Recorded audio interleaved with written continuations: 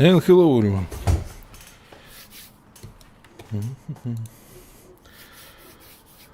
I see 5 people watching me. Hey y'all. Well, my name is Nikolai Cis and I am creature artist and character artist. Most of the time creature artist and designer. Well, I'm welcoming you on Game Dev Punk's channel. I've been asked to show you some of my character creation process. But before that, I want to first of all apologize for my terrible accent. It's been almost a year since I last spoken in English, so I really hope that you understand what I'm saying. First of all, I see 6 people watching. It's nice, and start. We keep it simple. Let it roll, so more people come. Tell me about yourself before I start introducing myself. My voice is not clear. Wow. Let me check that.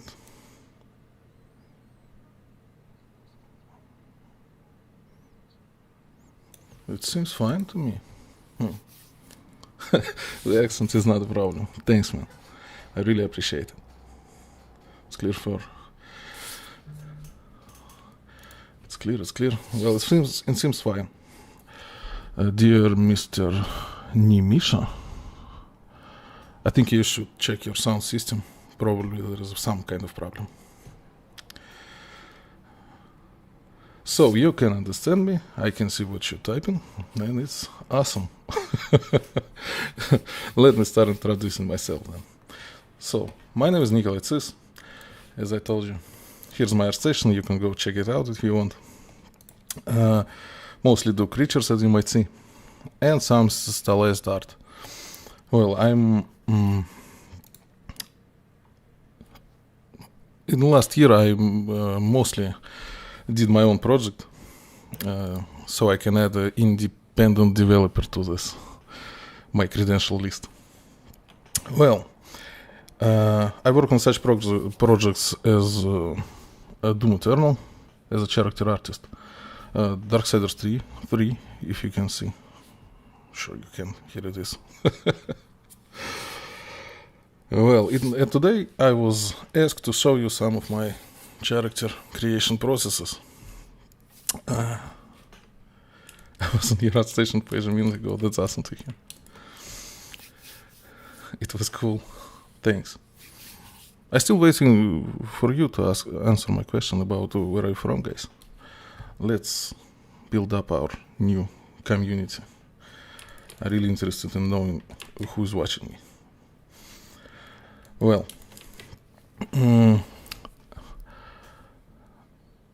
credentials are done. Now I think I should tell you what we're going to do today. First of all, I want to make something simple, but cover the whole process. So we're going to make, I think, stylized head, simple, basic, but we will do sculpt, retopology, UV mapping, baking, and texture. And if you guys want to see it, we could do even simple animation, stuff like that. And presentation, of course. Well, almost from India, awesome. So I think we could start simple with the basic sphere and ZBrush. I will not go in deep with all the systems that I use, but I will show you everything. So if you have any questions at any time, just push it into chat and I will answer them as far as I can. As hard as I can. I don't know, does it sound awesome? Nice? I'm sorry, I'm really rusty with English language. Dana, hello. Well, I make you smile, this is awesome. So, this is a simple ZBrush interface. I didn't alter it at all, so it's basically a startup. One thing that's important in ZBrush community is that default gradient shouldn't be visible. Let me find where it is. It's kind of gatekeeping thing in our community. So if you see gradient on the background, it seems kind of newbie. Where the hell it is? It must be draft document range. Oh, here it is. So you see this? I run away from this artist. Just kidding. It just seems a little bit like you opened the ZBrush for the first time, and it actually hurting your ability to comprehend your volumes and your design. So get rid of it as fast as you can. Much cleaner and better. So I don't want to be strict about what we're doing today because we have a lot to do and I want to be as free as possible. So I should do something simple like some kind of alien or something. And it's going to be stylized, so nothing hard. You can work alone with me if you have, I don't know how to call it, software required. It would be awesome actually to see what you can do with it. You can share it with me in Discord or someone else. All the links in the description, I think. Guys from GamePunks put it out there. So yeah, Instagram, Telegram, Discord. Discord is the best place, I think.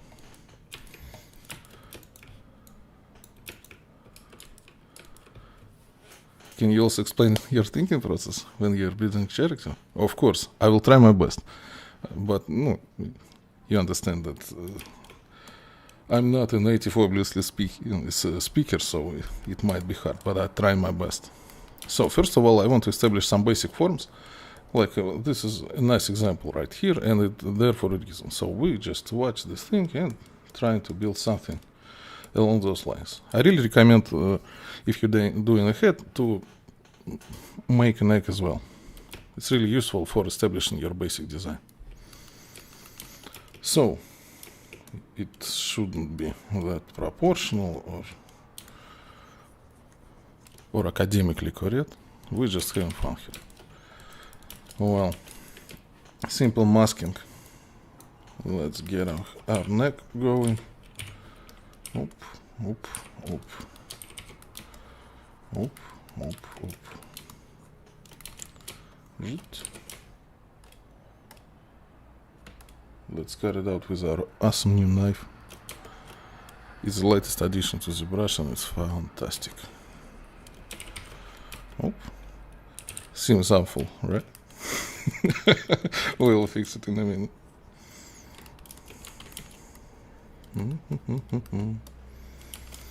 So now I want to just a bit stabilization of the form. I don't worry about proportion, etc. I just want stable silhouette. You can switch between silhouette and your sculpt by pushing a V. It's called V, right? Oh, this one. Oh well, some jawline, our skull. What I like to do is give as much stability to the neck as possible. So I want it to be strong cylinder. Just cut something that you don't need. Hop, hop, hop. It seems dirty. At the moment will be clean up later. Don't worry about it. Keep asking me stuff. It's a lot more comfortable when you do it. Some brows maybe. Jawline. Chick, chick, chick. Chick, chick.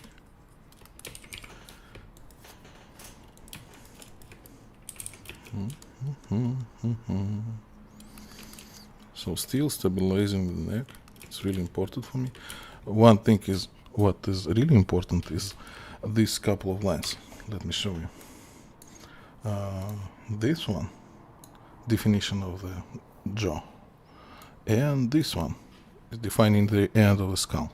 Those should be parallel, and it gives it a much more strong presence to your sculpture. Let's try to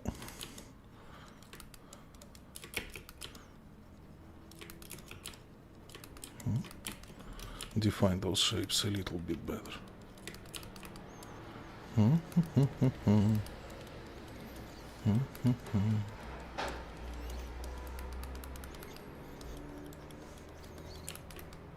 Things seems alright. Front is awful. We need to fix it. Just simple move inward. Make our neck more cylindrical. Our jaw is defined. And proportions are kinda cute. Oh. Okay, I think it's fine for now. Let's establish some ear shape.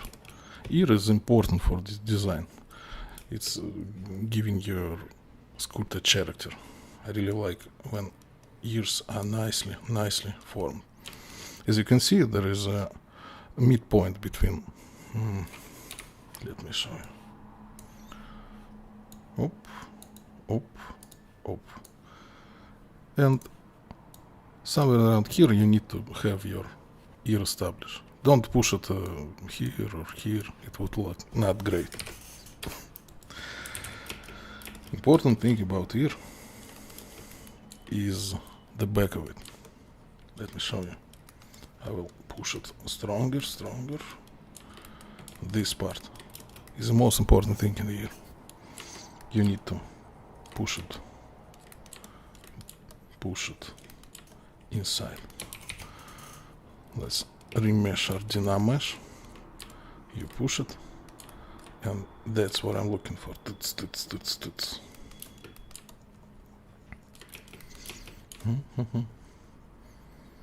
Ching. This one, curly thing, it's like a snail is going inside your ear. So just push it there. It would be nicer. And you can see already some kind of defined characteristic that our character owns now. It's readable, even from silhouette. And that's what I want to be established on every part of our design.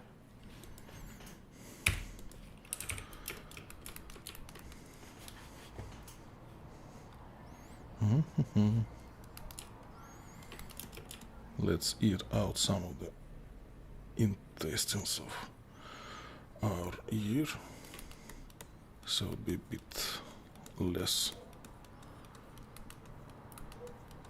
Well, here we got a simple ear. It's already working for us.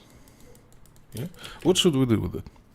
Do you want it to be an alien, or maybe thinking something more human?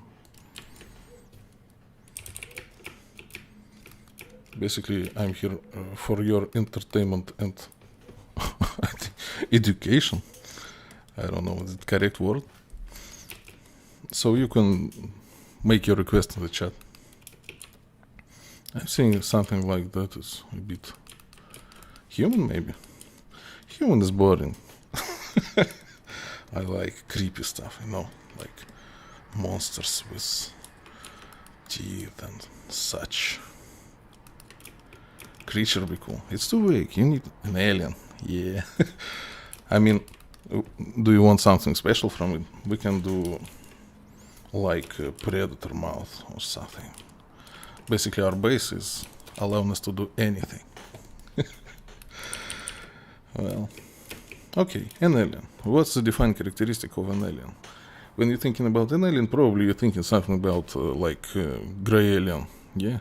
So the big eyes, enormous skull bones, tiny little nose, or maybe not without nose. Looks like Ben from Batman. It's a nice thing. A nice thing. Well, continuing our logic, giant eyes. Yeah, it's already looking like something from Man in Black.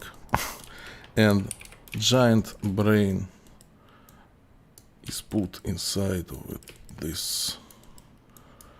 This, how do you call it?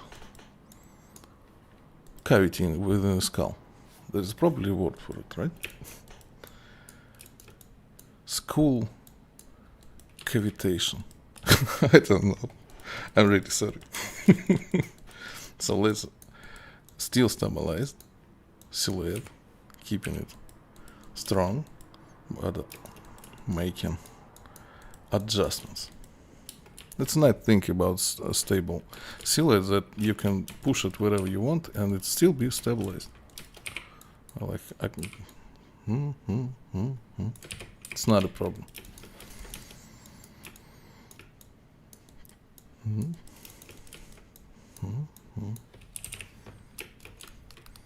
We can do mask like a Bane's thing that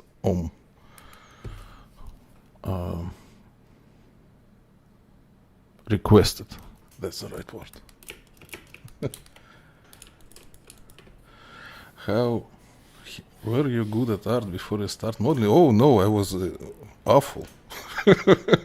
I was awful. That was the reason why I started modeling, because it's really hard to get good in 2D art. And it seems at that moment I saw 3D like a cheat code for me. So, whoa, all those guys making this stuff and they're not even drawing. Awesome, I want that. Well, my basic art skills grow with time, so I can do a bit of 2D, but not a lot. I mostly do paints for my students and stuff like that, so not a lot 2D stuff. But I got pretty good at sculpting, and sculpting is important, and it's a form of art. So there is a lot more artistic skills than technicals in sculpting. Modeling, kind of more modeling. I don't mean like fashion modeling. Is it the same word? Okay. So modeling is a lot more technical. All those polygons, UV mapping, rendering and such. It's all really technical. Sculpt is like a nice artistic thing that you do. And there's a reason why most of the artists love it. Sculpting, texturing, and everybody hates Retopology, bakes, etc. Ask some questions. How do I read it? Hardhick? Please correct me if I'm wrong. I'm really sorry.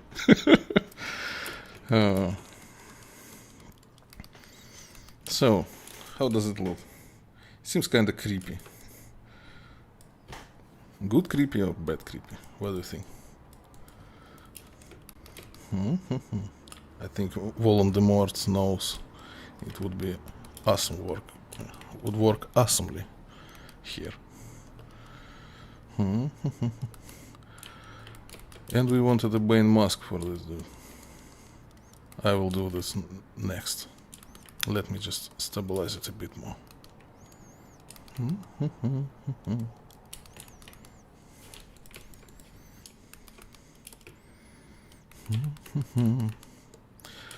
I think inside stuff like school, expanding out of the skin is really important things.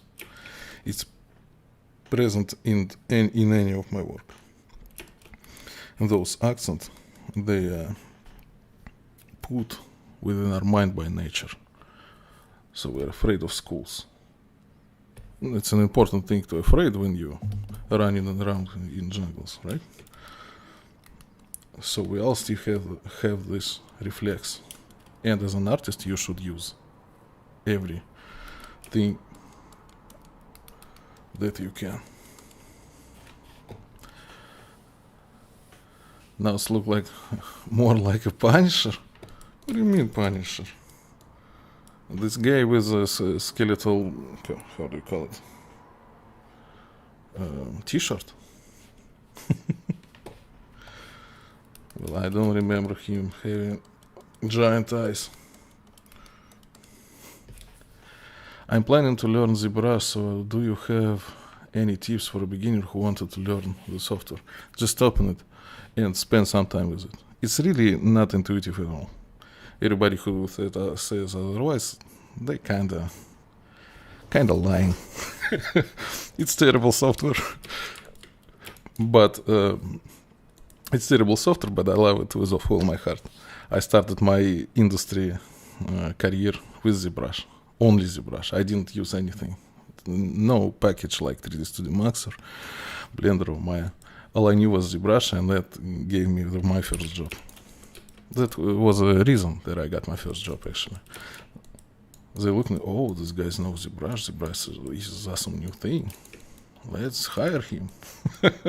So thank you, ZBrush. I love you very, very much. But this interface, it's not intuitive at all. So you need to just push through this. It's a lot harder in the beginning. I hope the guys from Game Dev Punks will came up with some basic courses. I'm sure they will. Well, so you go open it up and push all the buttons. Make it all not working, broken. Get rid of this fear of the unknown. Well, then just grab your basic sphere as I just did. And you can use things like this one. This is a nice little thing for beginners. You push it and it makes everything automatically adjust for your resolution. So you don't need to think about dynamation, etc. You can just start having fun. This is an awesome tool, but I don't use it really often because I used to work in the old way. Let's see what we have more in the chat. Так. I hope I answered your question. Sayak. Is it correct? Correct me if I'm wrong. I really want to pay respects to your names. It's really important for me. How to on the symmetry while making the character? Oh, you just push an X on your keyboard. X, button X. Or you can go to transform menu and activate symmetry from here. Sometimes, especially in the beginning, your sculpt is moved a bit. So you activate symmetry and other dot, you can see it right here, is not on your sculpt. And there is a quick fix for it, it's called local symmetry. So you can push it and between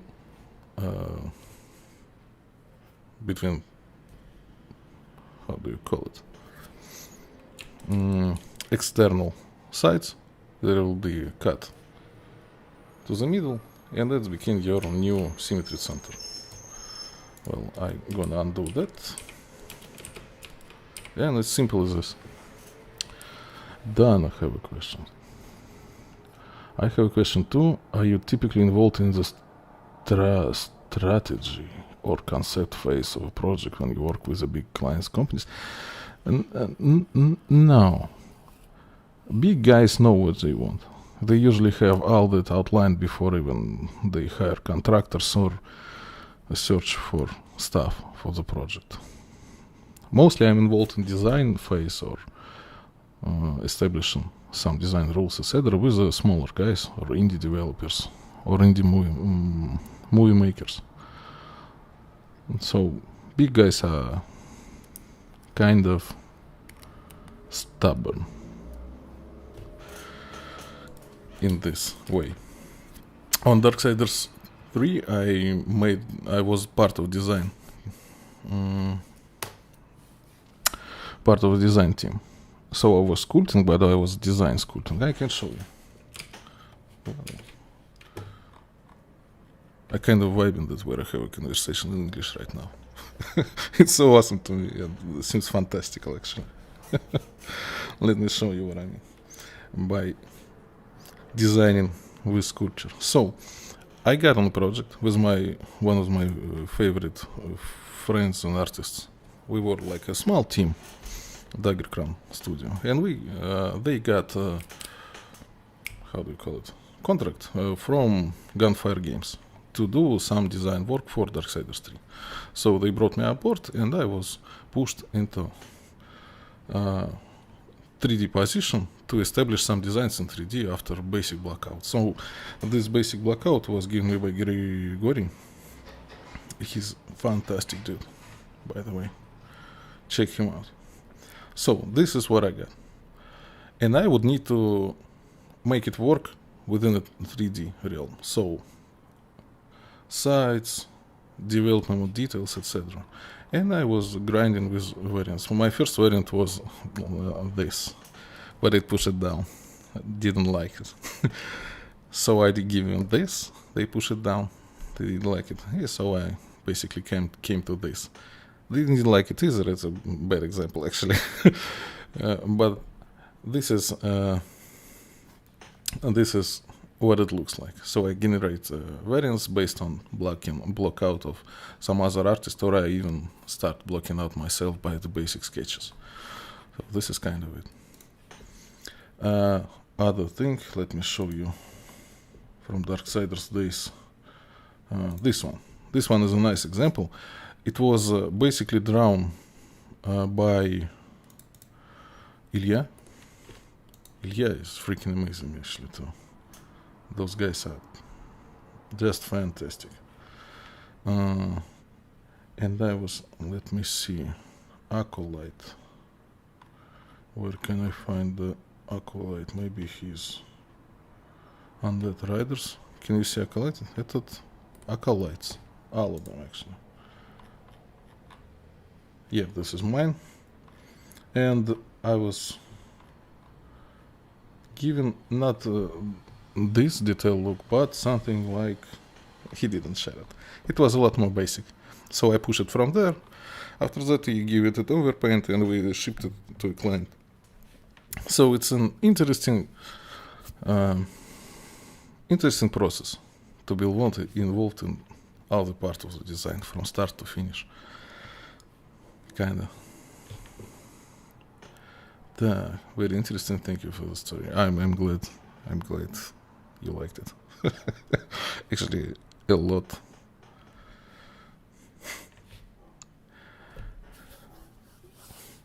Are you sculpting Manik sculpt? Manik, I did it for the school that I worked in. XYZ school from Russia. I worked there as a teacher. So, where is it? Stylist. Yeah, no, not stylist. That's just... Never present, by the way, your portfolio like this. It's a terrible idea. I don't know why I did it. It should look like that. A lot more comprehensive, serious. Well, so yeah, here is the Manik. Let me show you.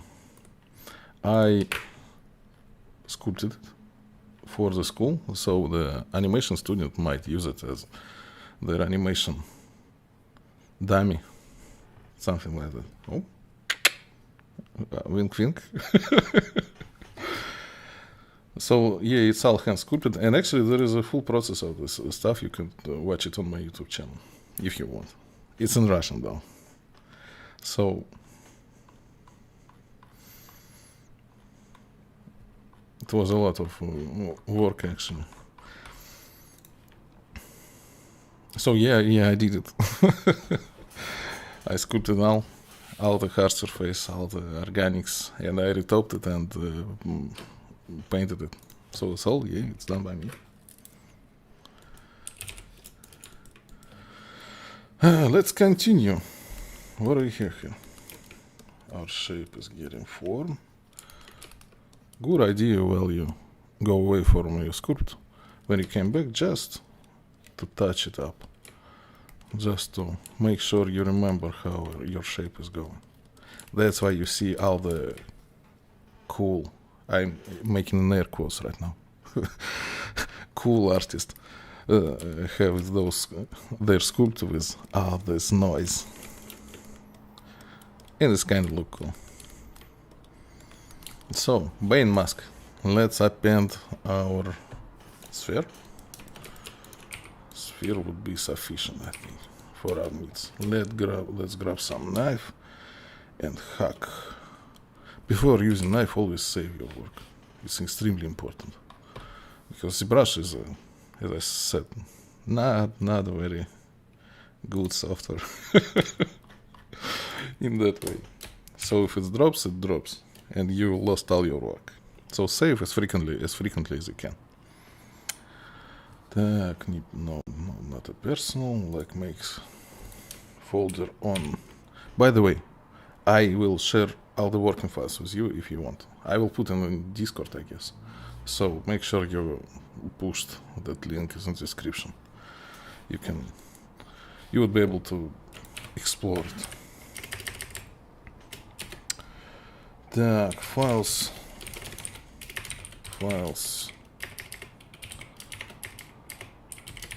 from stream ZTL folder and head 1. So let's make it mask.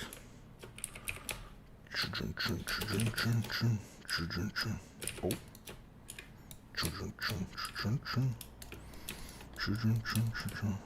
Let's clear our eyes.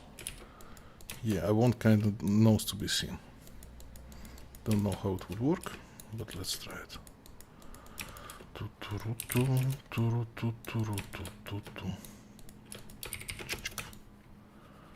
Let's smooth it all out and do some awesome design work.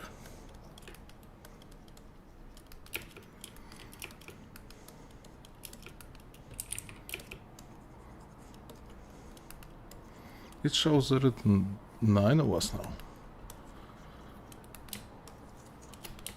So people are getting in. That's awesome.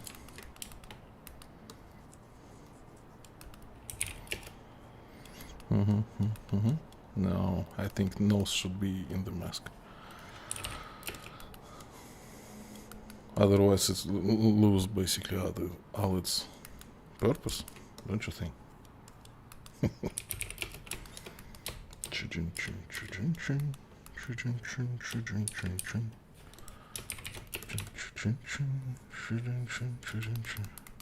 Optimus Prime? How the hell is it Optimus Prime? Optimus Prime is a giant robot. What was it? Oh, about my music there. It's a nerve thing. It's about my nerves. It was actually Battlefield music, I guess. Those audio accompaniation really helps me out when I sculpting and such. And I promised you that I will share all the processes that I use. So this is one of them. Just sing along. No, when you want something to look cool, you're trying to imagine some cool music on the background. So this is basically what I do now.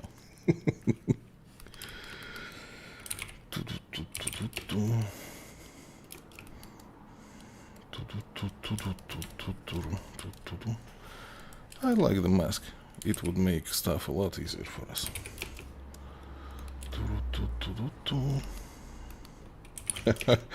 Oh, we're having fun with this lesson. Keep asking me stuff, guys and girls. Guys and girls? Well, what is the correct way to acknowledge your audience? Help me with that.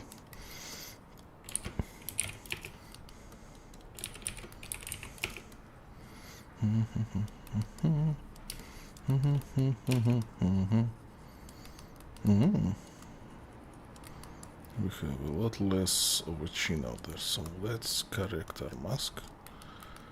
Oh, it's getting some kind of creepy vibes, and I like it.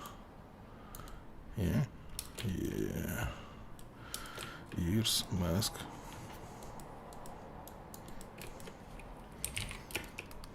anything else you want to see on this fellow?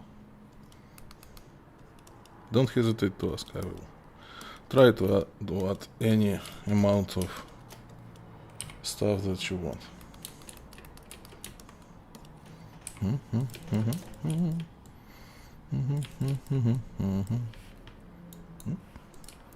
Just a little more brighten up of this thing. Well, we established the mask. It's a bit simple, but it kind of sells our design at the moment. You should always keep your details on the same level. So the mask is, can you see it? A lot of those polygons. So they're basically the same resolution as this. Any tips for learning anatomy? I am terrible at anatomy. I never like to like to learn it. Well, my tip would be find a way to make it fun. Otherwise, it would be a torture. At least for me, this works like that. I got into creature design and developed my anatomy skills there. So I wasn't restrained by all those academic rules. I just basically freestyled my way up to knowing it, and it was extremely fun. But it took a lot longer than it should. Well, you do what you can. This is my main tip. And there is a lot of books that are terrible, I think.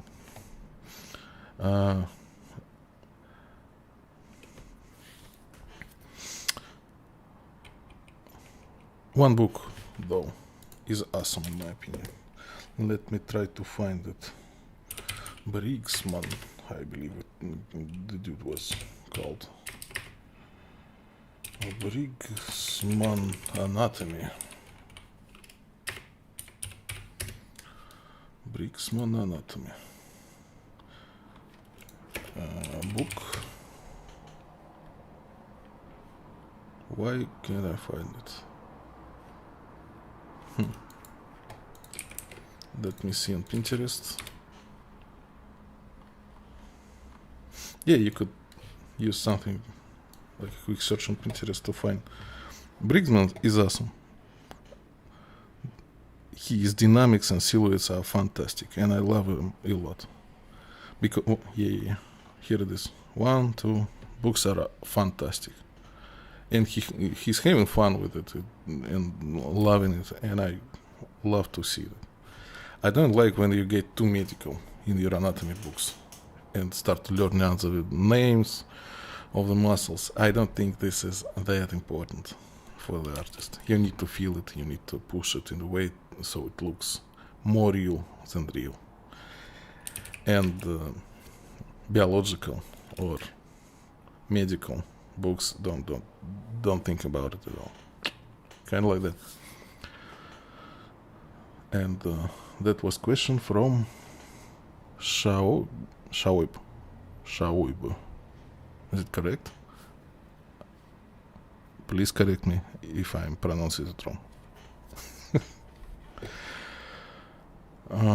How much polycount is optimum for sculpting a character? It depends.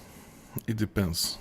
Working on Doom, there was a lot of polygons. I even needed to upgrade my PC for that. I was given a high poly and I couldn't rotate it. It just struggled to give me a 4 FPS. No, frames per second. So it was terrible. That correct? Yeah. Awesome. So sorry, I was looking to the chat. So there was millions, hundreds of millions, and I needed to buy a new PC just to work on Doom Eternal. It was a bit stressful. Oh well. But most of the cases, I don't know. Let me show you something of mine. Kind of when I upgraded my PC, I started thinking thinking about it. So I'm kind of spoiled in that way. Let me see what I have. I have my shaman from my game.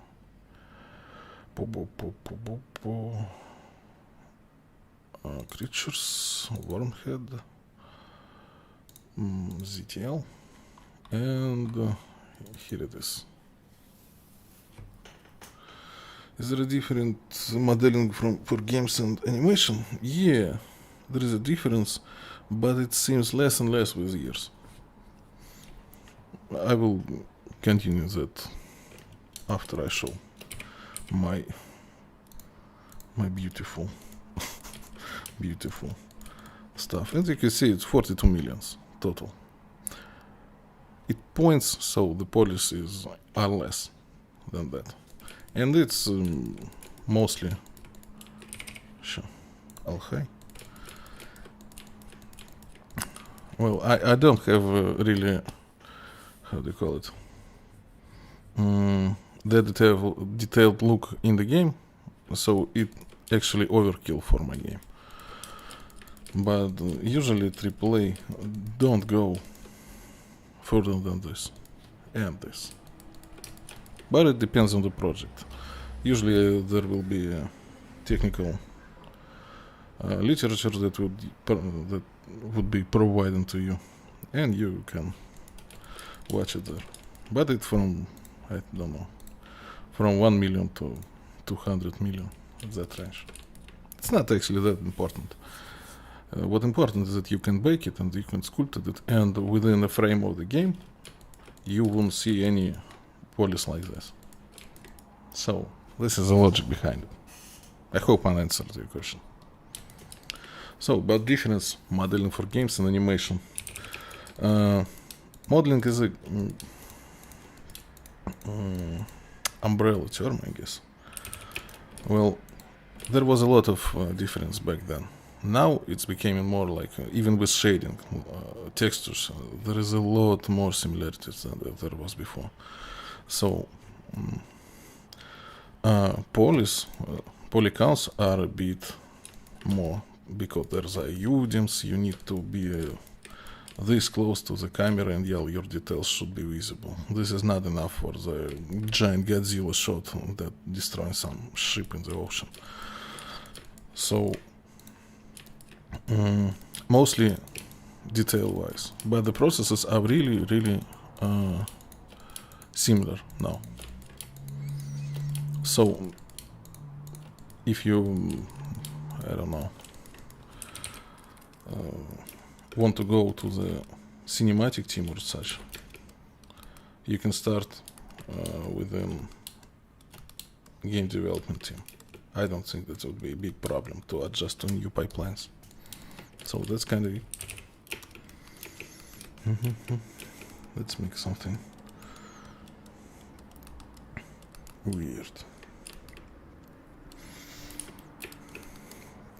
So big guys, let's give him eyes. Couple of spheres will do. Sayek, I hope I answered your question.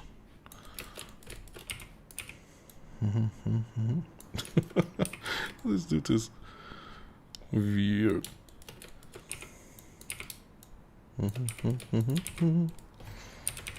Chick. Whoa. Oh. Heart emojis. It's nice to see those in the chat. Always warms my heart.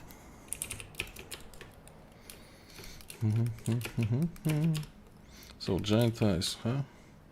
It would be a challenge to stabilize those. We need all the eyelids and all the stuff. We need to work with it, and let's get some nose working, and mask should be adjusted too, so it would be nice and stable. I need my skull bones to be set apart a bit more. My mask setters need to be adjusted as well. So, what emotions should we give him? I think he's like surprised. Oh. Let's make it more subtle. Oh, there is 10 people watching. Nice. Nice.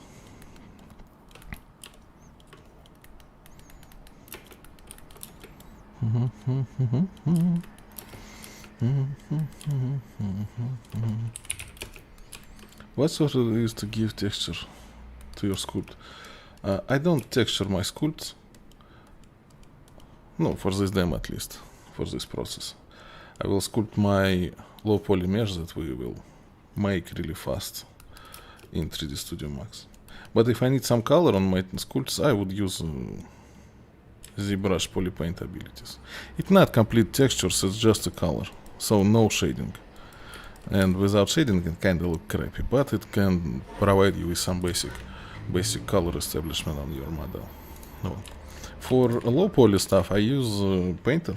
It's industry standard right now, so everybody using it. If you don't use it, it's kinda hard to get on a project. Get on a project. English is awesome.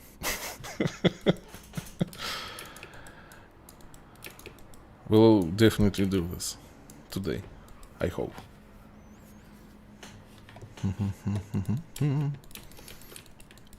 Eyes are weird. And I kinda like it. Let's do this thing. Back there.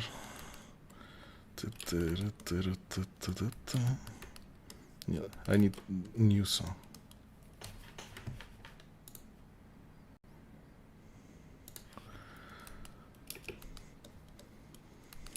What songs use this fella? What do you think?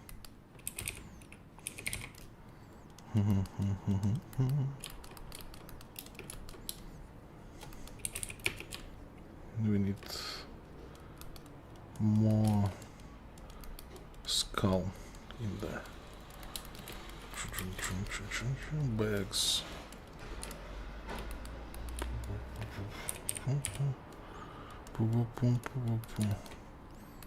Our stream is called Intro 3D Character. Well, it's a long intro.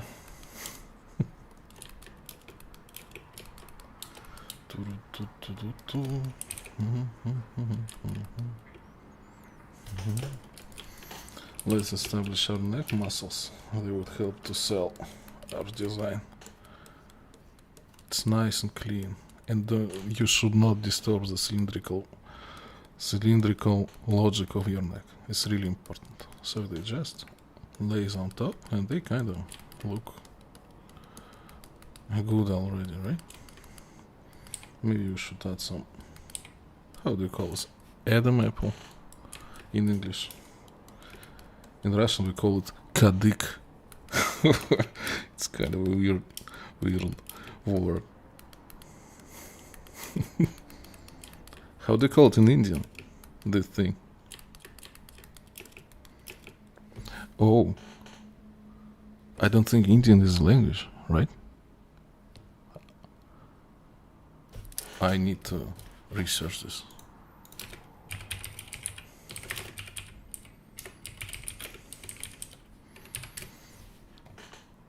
Languages in India, Wikipedia. There is hundreds of those. So I hope I didn't offend anyone. Sorry about that. Obviously, India is a continent with multiple countries in it, right? So let me know in your language, how do you call this thing?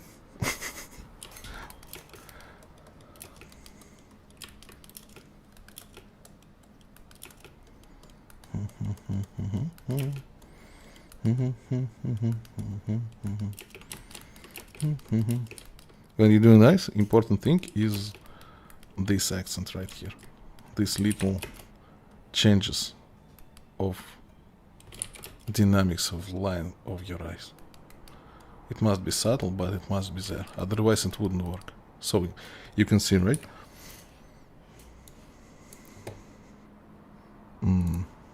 No, we shouldn't use it. Bang, bang, bang, bang, bang, bang. All these dynamics are going from your control of the lines. If it just would be something like this, like a child drawing. It would be terrible. So think about it when you do eyes.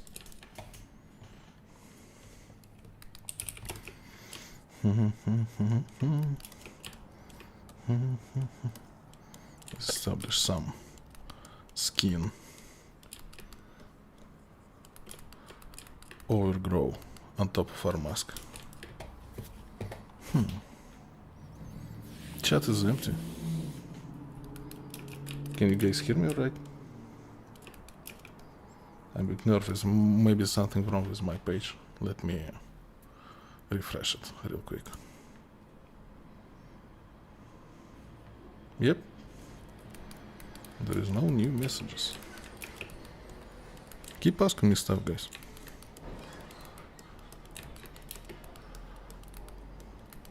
I'm all yours. And it's actually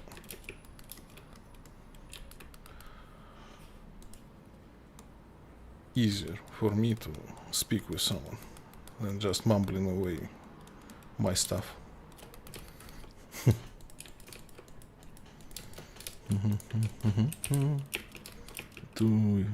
Does he need this? I don't think he needs. Let's divide the mesh and clean it up a bit. I don't think it's looking very good right now, but it will become good later. Always trust the process, especially when you did it before. Otherwise it would be not fun. And we need to have fun with this thing. There is a lot of stress working in the game industry, and you need to grab as much fun as you can out of your process. It's basically a mandatory thing to become good. How do you make feathers of scales and add them on model? Doesn't that make you file heavy? Feathers? Feathers are a tricky thing. It's basically feathers, furs, and other compound surfaces are made by the different team, like groomers and tech artists, etc. I never done hair in my life for a project. I tried some for a personal project, but it never worked at all. Still, when you do stylized art, it's pretty easy. Just make a nice mesh and spread it around. It became heavy, of course, but you need to optimize it. You can rely on divides, like here. See, I'm dividing the mesh. I have subdivision levels. You can do the first one. Let's make some.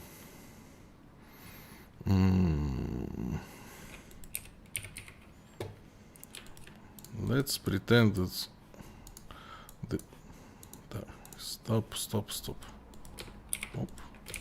Let's save first. Let's pretend that this is our feather, right? So let's adjust the form a bit.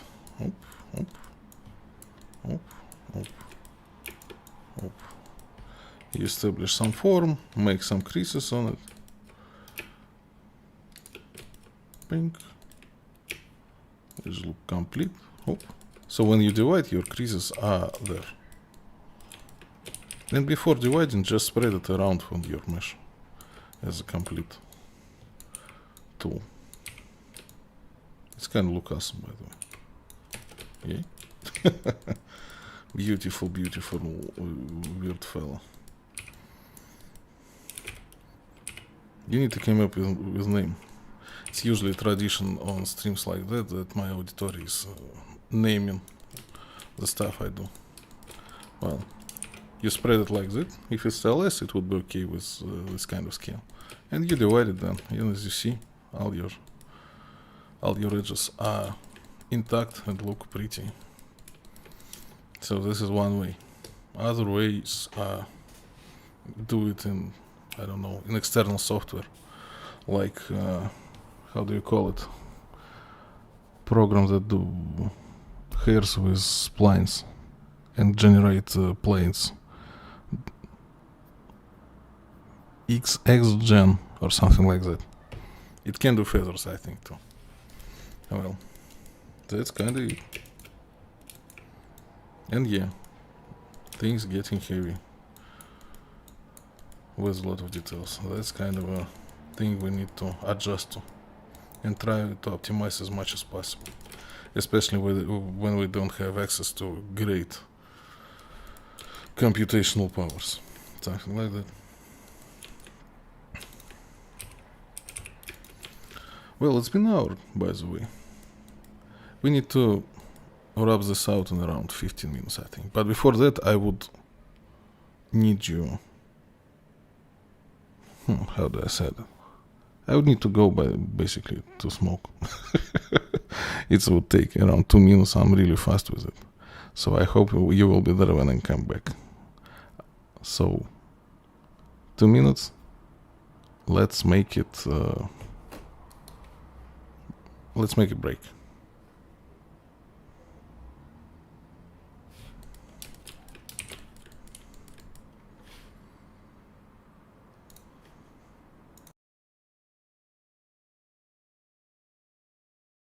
And I'm back.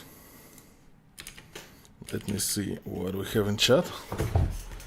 Can you tell us that how can one break into the industry and work in big projects? It's kind of a hard question. It's totally possible. I think about it. First of all, this is a lot harder today because information spread is enormous. You can learn by yourself on using some courses online. So the basics is really, really available. So becoming a junior artist is very easy. So there is a lot of junior artists out there. So what you need to do is grind through junior stage, because there's thousands, hundreds, I think, of thousands of junior artists. But middle artists, there is a lot less of those. And lead artists, there are units. Basically, not a lot of people. And the one thing that you need to understand, if you want to work on a big project, they hire people without how can you let me rephrase it? They hire people without whom their project will be worse. Not the people who really want to work in the big fans. This is not work like that. So if you can offer something to the company, they will hire you. I spent around 2.5 years of my free portfolio of work to become the part of Doom Eternal team. It was really a project for me. I was heavily investing in style of those guys. I researched every bit of Doom 2016 that I could. I download some RIP models. I go to the courses that were made by members of the team. So I really pushed it. And at the end I got there. It was hard, but it was possible. And there was times when I thought to myself that I'm wasting my time. And it was kind of hard actually. But I grind through it and everything came out okay. So be persistent with your art. Push your time into it. Make yourself better every day, and you will be there. Kind of love this. It sounds simple, but it's actually not. I think you understand what I'm trying to say, right? Also, what should we keep in our portfolio that can ensure our success rate of getting selected? This is a nice question. My rule for portfolio is you need to push stuff into portfolio, only stuff that you want to do. So, let me give you an example. Here is my portfolio site, right? And my first professional work that I put here was Darksiders 3. So it seems like all I did was personal art before Darksiders 3. But I worked a lot. I worked in a lot of companies. But in those companies, I didn't usually do what I wanted to do. So I did what I wanted to do after work at my home in the night, like a Batman, you know. So you grind your way into the industry at day, and you fight crime at night with your own style, own desires, etc. So I did a lot of difficult stuff that wasn't even character design or creature design. I did some retopologies, rebakes for hard surface tanks, etc. It was grinding. So here it is. I never put any of those things in my portfolio. Everything that I got here, I wanted to do. So you fake it until you make it, basically. I hope I answered your question. I really hope that I can communicate this to you. And it's coming really well, actually.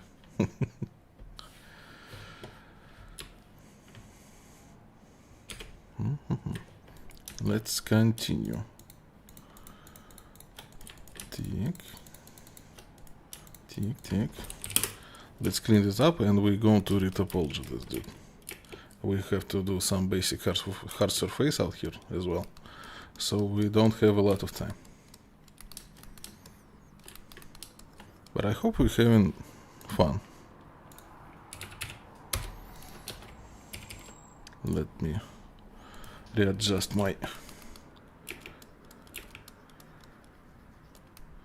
Dynamesh. It's fantastic questions, by the way, Sayak. Keep them rolling.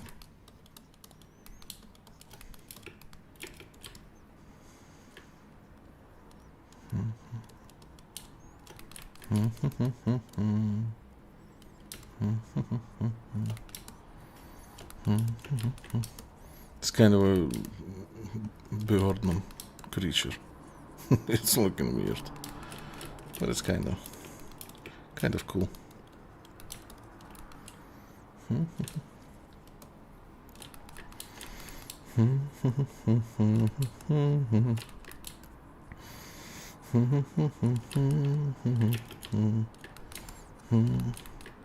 Okay, let's work a bit on the mask.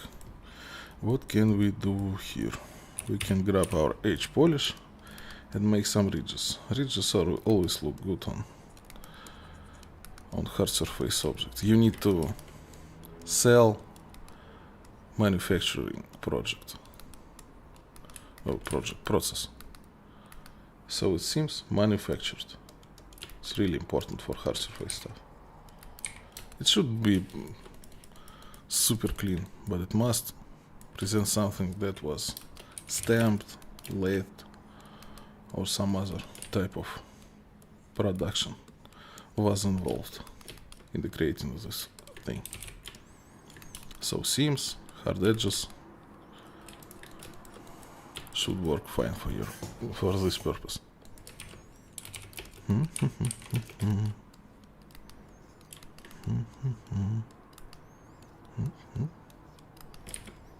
And your interactions with hard surface objects should be as mechanical as possible. It will sell it better. Oop. Kind of looks okay. Let's make some seams out here too.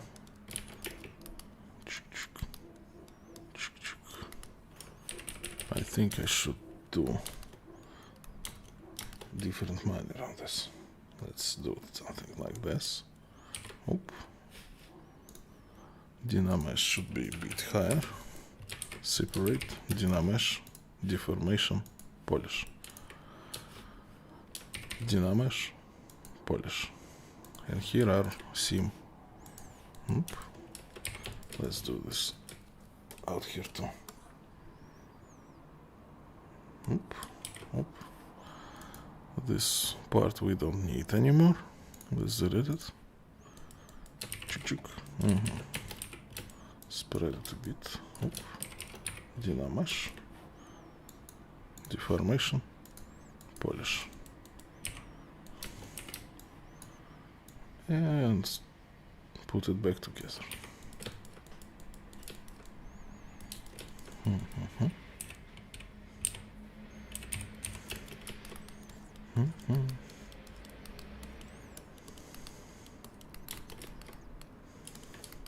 It's kind of weird looking, but it's awesome, I think.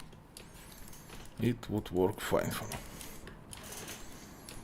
Let's continue with our head.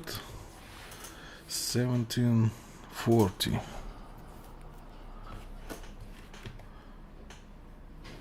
Yeah, we should really get a bit faster here.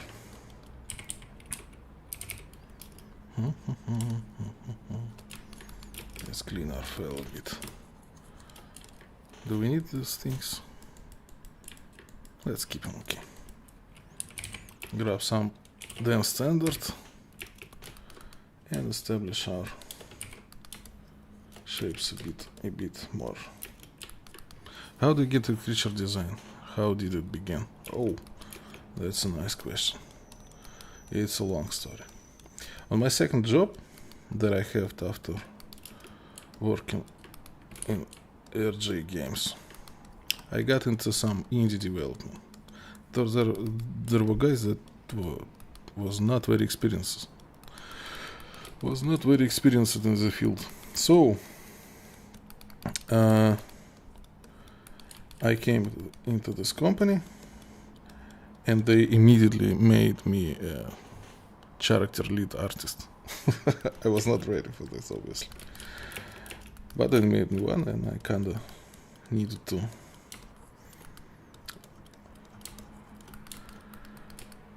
to work in this position. And after that they fired concept artist that he was drawing basically all the creatures for me, and he was fired, so there was no concept artist, and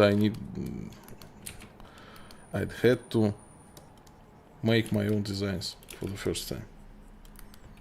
And I go there, watch how other people do it, and I kinda fell in love with this process. It was answers for all my artistic questions. I never really liked to work with concept art. I wanted to be I wanted more freedom.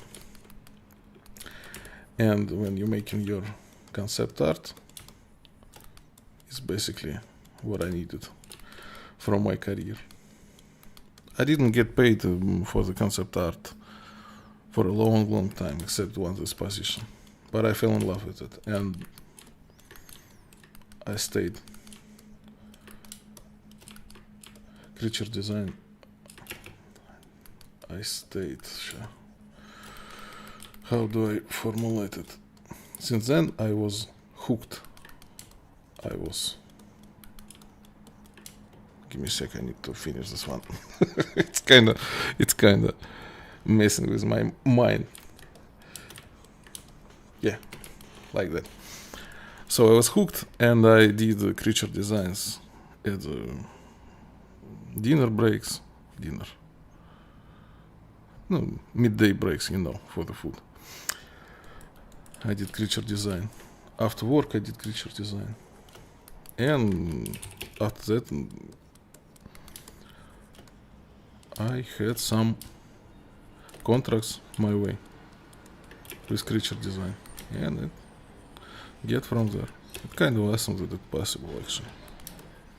So creature design is one of my favorite things in the world. Without creature design I wouldn't be able to make my own project. So all designs are made by me. Environment design, character design, creature design. And it is so freeing and so awesome to be able to produce your personal stuff.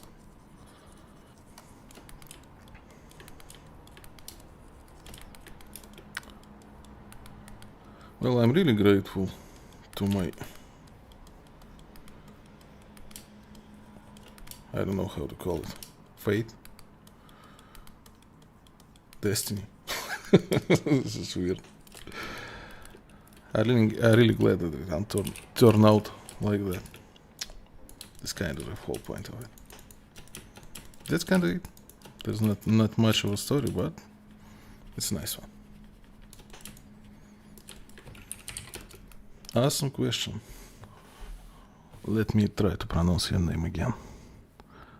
Shoaib. Right? Man.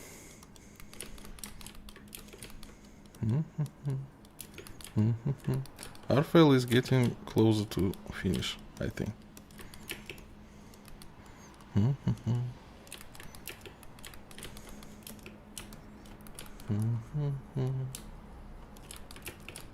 That's perfect. Man, I think you're trolling me, right? Now I'm paranoid and I'm butchering it.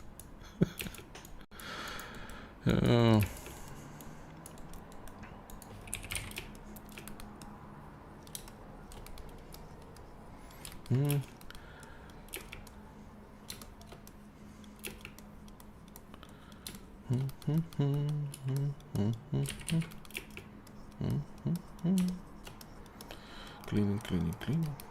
It doesn't need to be that clean, but just stick with it for a moment. It's actually a fun stage. After that would be Retopology, which is awfully boring. What's pipeline after the sculpting? We go to 3D Studio Max and do some basic Retopology. It would be quick, I promise.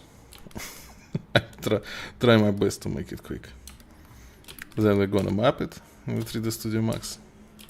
And after that we're gonna to bake all of our details onto it. High poly details. Well, let's keep those hairs. It looks kinda cool.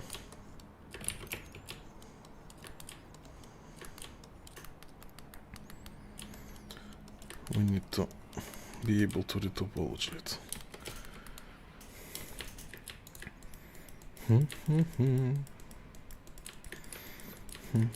It seems clean enough for me. Let's cut some of this and save it.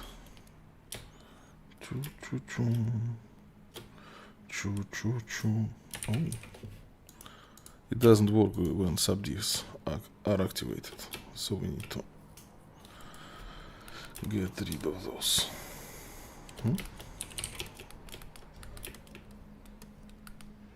Some additional wrinkles wouldn't hurt.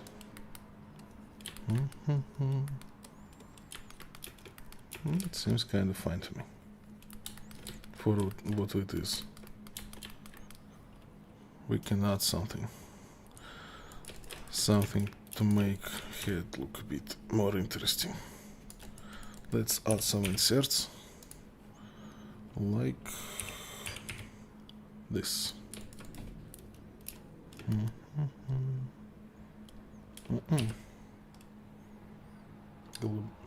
Depths adjustment.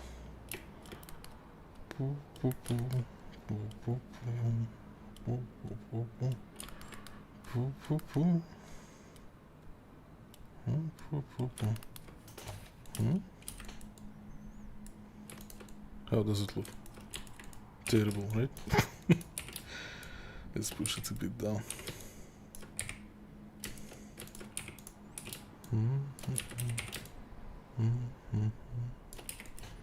And let's break some symmetry. Up. Like this.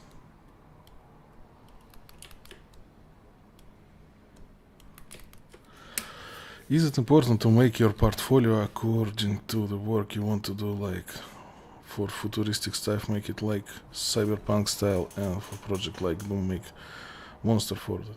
Yes, yes. Basically, I got to here, right about here I started my exploration of Doom style. So this fella, this. Then I got Jason Martin class, who is lead and character artist on Doom team. I pushed my hard surface stuff a bit harder, so I could perform in Doom-like projects. And from there, it was Doom. This is the final Jason Martin, by the way. Here's one of my most popular works, and it's actually Baron from Doom. Let me show you something. So, oh, I dropped it. Where can I find it? Doom fan art. Here? Yeah, this render. I was researching how they presented their work when was art drop from the Doom 2016. So I basically copied the shading, the lighting, so it matched exactly. Well, and I got a lot of comments from dudes from the team as well. So I was visible, and I provided the art. So in the end, it all worked out. That's kind of it. So if you want to work at some particular project, you can grind your portfolio in that direction, and it would work awesomely for you. Even though you will not get the work right away, of course. But there is a lot of people who want art like Doom, for example.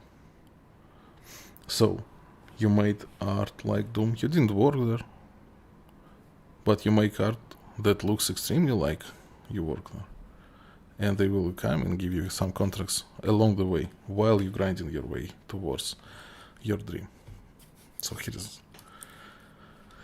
is my understanding of it. Well, those things are disgusting looking. Let's make it more disgusting. I will use new feature of ZBrush, intersection mask. It's make fantastic masks on intersection between two meshes. Let me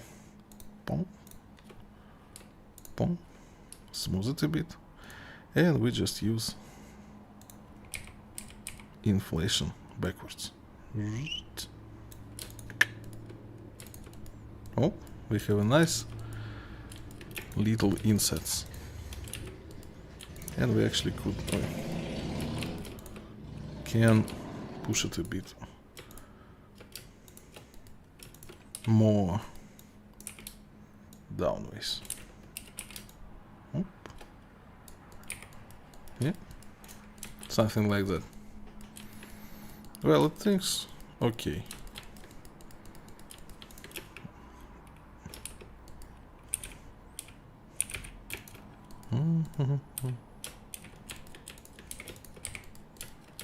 Let's clean it up a bit more. Just blow some dust out of it. So it would be clean and simple. I need to work a bit here. Hop.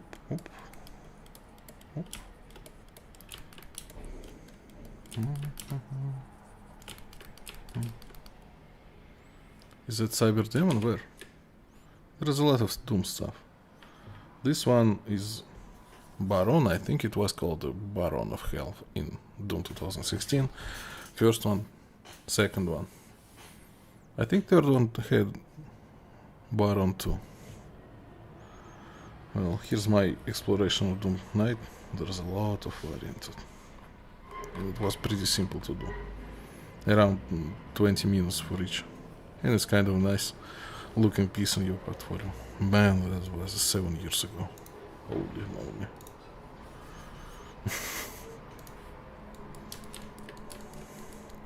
So, this fellow is pretty much done. What the hell is this? Let's smooth it out. Now we need to retopologize this guy. It will be quick, I promise. So, first of all, what do we need to do? We need to merge all of those things together. Bam. Bam. Here we got it. And we need to send it to the 3D Studio Max, and it would be with GOZ plugin. It's basically does all the work for us. Exporting, importing, etc.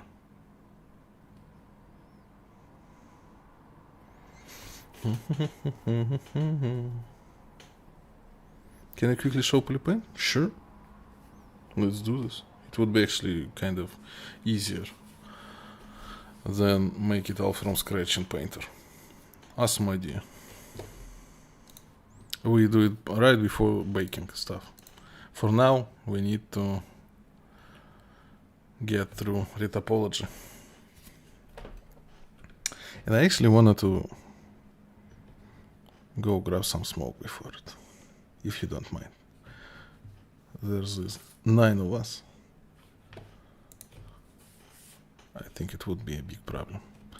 Let me export, import it, set up it all. Then I go for smoke and we can start this terrible, boring process of retopology. Let's drop some material on this fellow. I'm using 3D Studio Max, but you don't have to.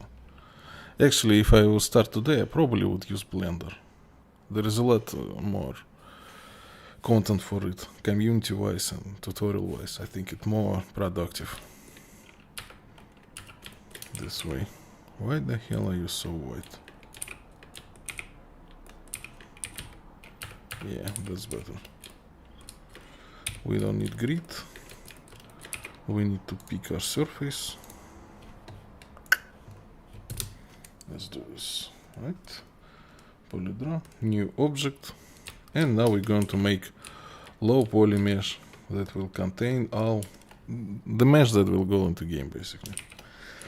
This is the part that everybody hates doing. Yeah, it seems like it's working.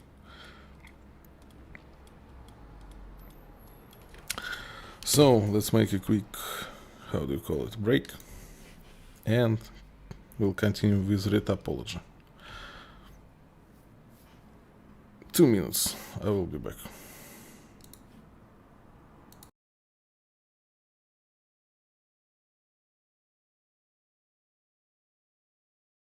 And I'm back. So let's continue with our Retopology. Retopology is a process, as I told, to make low poly version of our sculpt to be in game engine, because game engines are not good with the giant amount of polygons that we throw on them.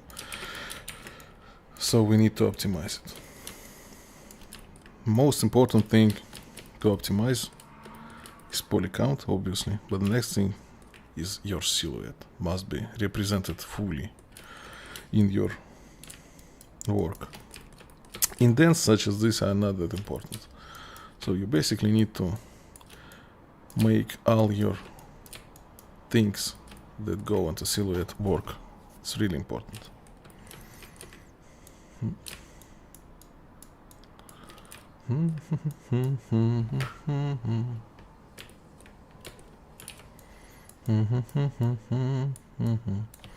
Let me grab my pencil, it would be easier and faster. Well, at some point it becomes like meditational stuff. Doing this, you turn on some Netflix, YouTube, whatever, and just push your polygons around. But at the start, it is a hard job, hard and boring. Just push through it, it will become basically independent of your thought at some point.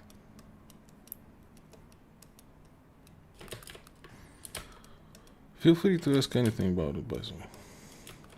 There is not a lot of us. It seems like only 7 people watching right now. So you have your opportunity.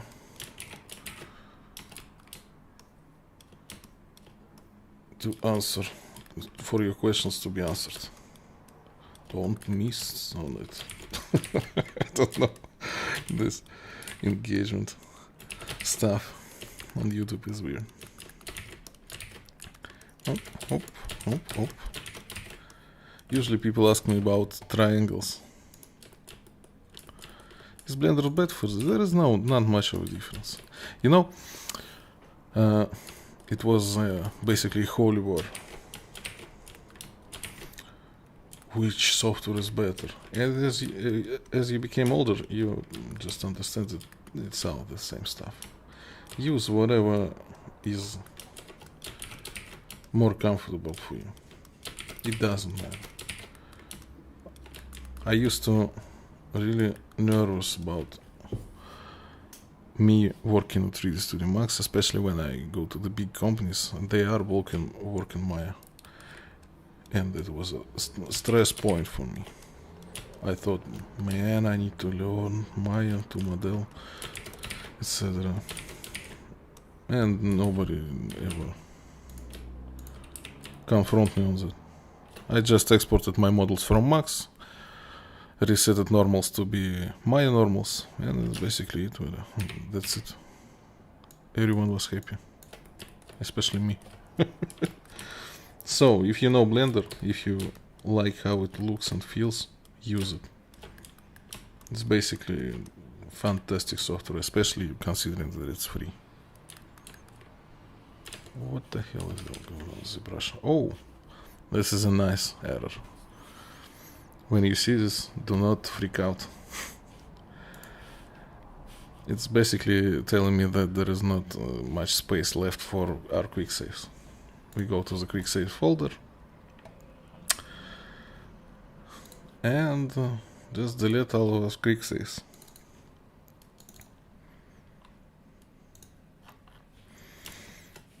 Let me do this off camera. Oh. Now attempt to continue. Of course, if you shoot next, it will close program. All your progress would be lost. So don't use now. Continue to attempt. That's it. We have our guy. Let's save it.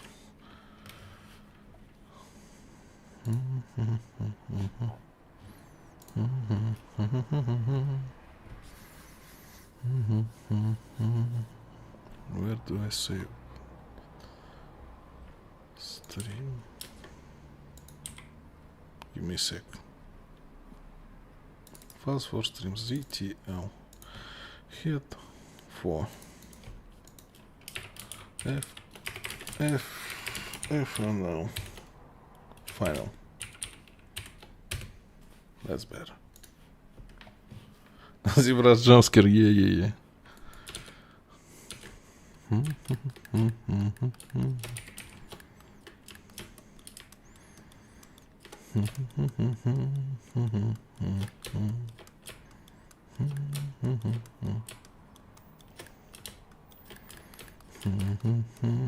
I want to make a separate meshes so we could roll them around if we'll do an animation. Would you guys want to see an animation? Let me know. Well, animation would go after rigging, of course. Rigging would be really simple, but it would be rigging. Let me know if you want to see them. After polypaint, after texturing, etc.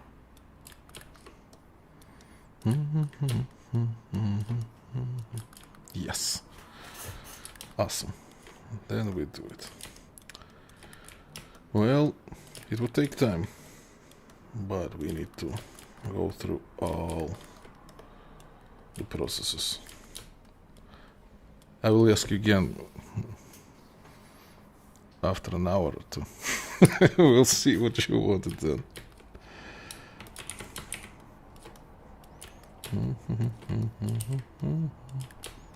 Yep. Accents. The one that we kept from our sculpt need to be really pointed out by the Retopology. How do you deal with triangulated faces? I do nothing about it. It's a common misconception that we need to use only quads. It's basically a beginner's error understanding. It goes from old pipeline about displacement and in render subdivision, etc. Current game engines are working with triangles always. The only reason you need to have quads is basically for rigging purposes. So to make it a bit lighter on rigger person. Rigger. Yeah. So what you see right here, a lot of those triangles, it's basically optimization polygons that are all over the game industry. It's not a problem at all.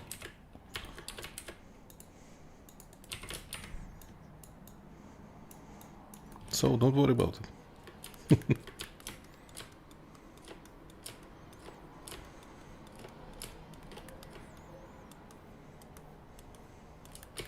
Especially when you are the rigger. If you're gonna be rig this thing, so it basically would be your problem. And you will handle it. I promise.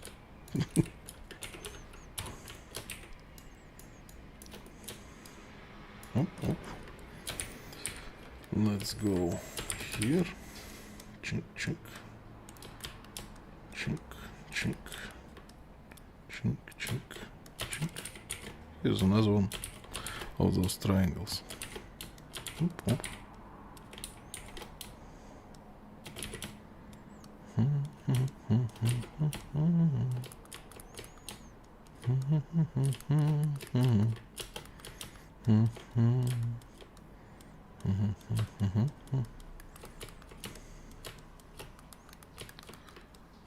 Sorry for me being quiet, just there is not a lot of questions coming in. And this part of the process always boring. I usually watch some movie on maybe YouTube, etc. So feel free to push some questions of yours. Any kind of questions, by the way, not about Retopology, will do this just fine.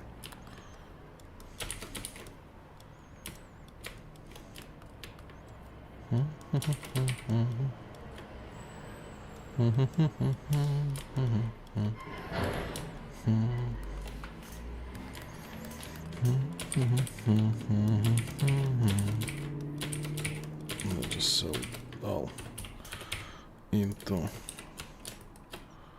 this structure here, and let's do our mask. It must be nice and simple. Hop, hop. Hop, hop. Hop, hop, hop. Not a lot of polygons goes here. It's kind of hard surface thing, so it doesn't need a lot. How long does it take to complete a project like for Doom? It depends. Usually it's week or 2 weeks for sculpt, and a week or 2 weeks for all the other stuff, retopology, bakes, texturing, etc. So not a lot of time, but you have your time. And if it's something like giant or big or really, really important, you could use all your time, all the time you want. Nobody will rush you, unless it's release time. This is kind of it.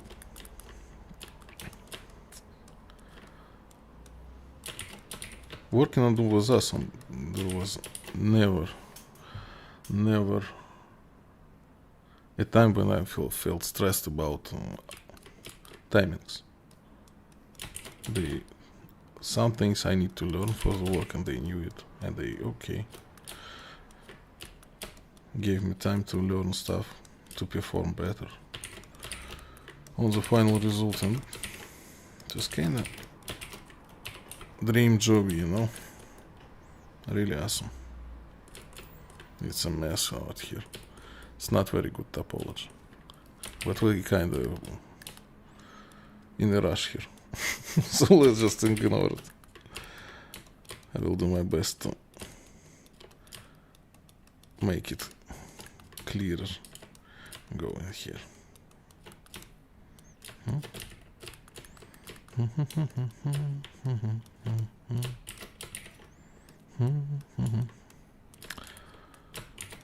I actually made a lot of creatures on my YouTube channel. Of the whole process, not just Manic. There was a design project called Obdiratil. It was project to illustrate the book cover. It was awesome contract I got. And after the book, provide me with, how do you call it?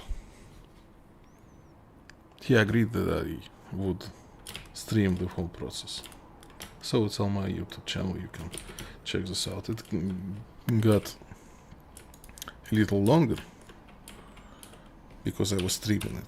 When you're by yourself, it's a bit faster.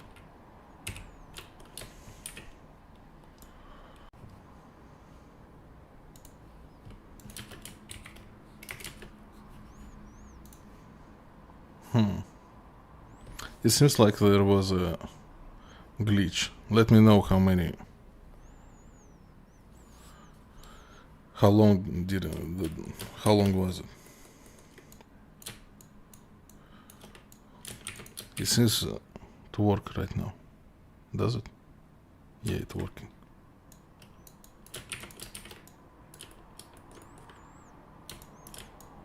I don't know when it started though. So if it was in the middle of a sentence, let me know. I will repeat.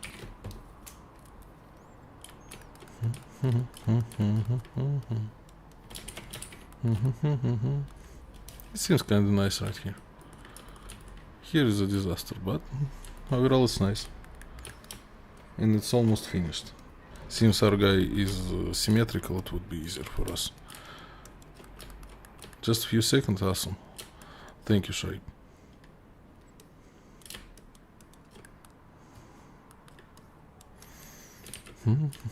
So we're basically just doing this side, and this side would be done via symmetry automatically. Everybody waiting on those neural networks to finally to start making a retopology for us. It's basically a dream of every character artist that I know of. And I think it's not that far from reality.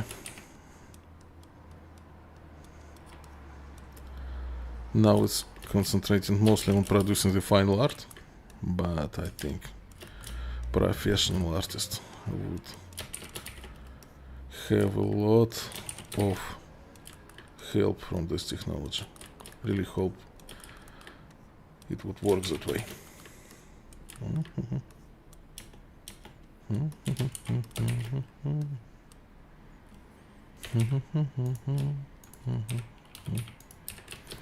Let's see.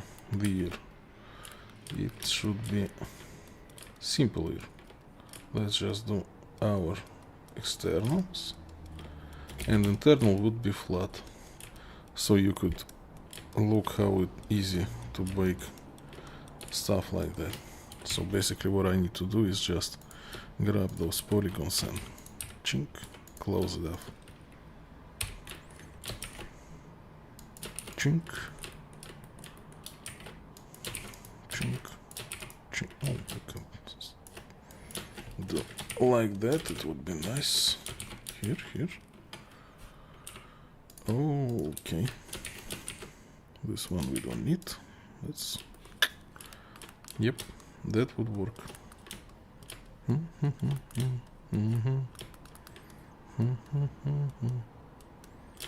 So you're not bored yet? I hope. As you might see, it's a not very entertaining process. I try my best to talk you through it, but there's not basically much to talk about here. Come back here.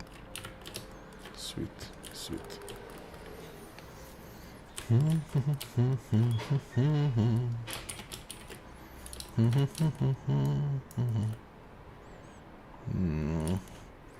The hair. It was a mistake. Let's do it as simple as possible. No.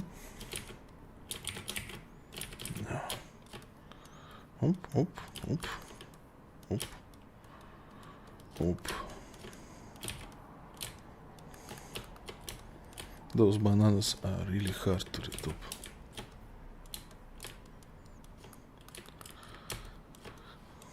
Beginners tools always grab those things, like fur, stylized fur or hair, and then they suffer greatly for all these peaks that need to be retopologized, and I fall into the same pit as they are. It's kind of embarrassing. Well, at least it's going on video, right?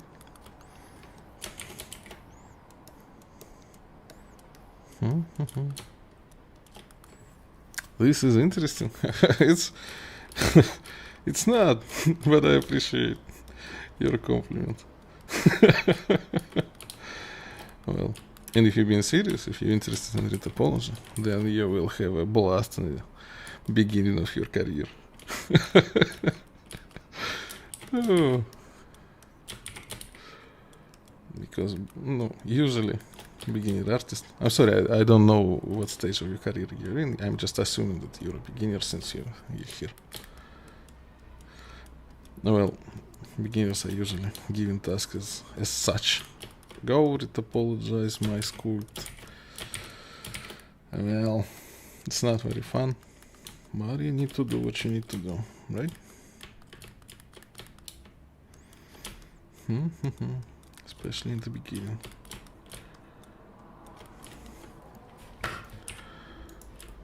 To become such sculptor, so your time is more precious for your for your boss, and they don't want you to waste your time doing retopology. This is a nice goal to have. I did a couple project like that, and it's a fantastic feeling when you know you don't need to retopologize nothing. You just go sculpt your awesome sculpts. And it felt amazing. Now I'm my own boss and I don't have any other employees, so I do it all by myself again. But when you're doing your own retopology, it's kind of nice. You know every crack of your work, and you just adjust your sculpt for your future retopology needs. So it's not that such a big problem. But it's boring, okay. You see, I don't like doing this. this hairs. I don't know what is it, but it's kind of functional as a hair, so we will call it like that.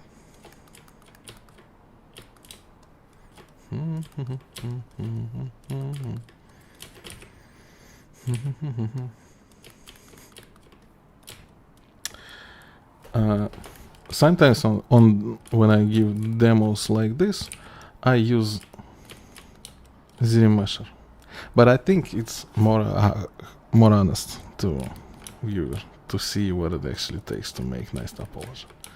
ZBrush is terrible. I remember when it came out, we were,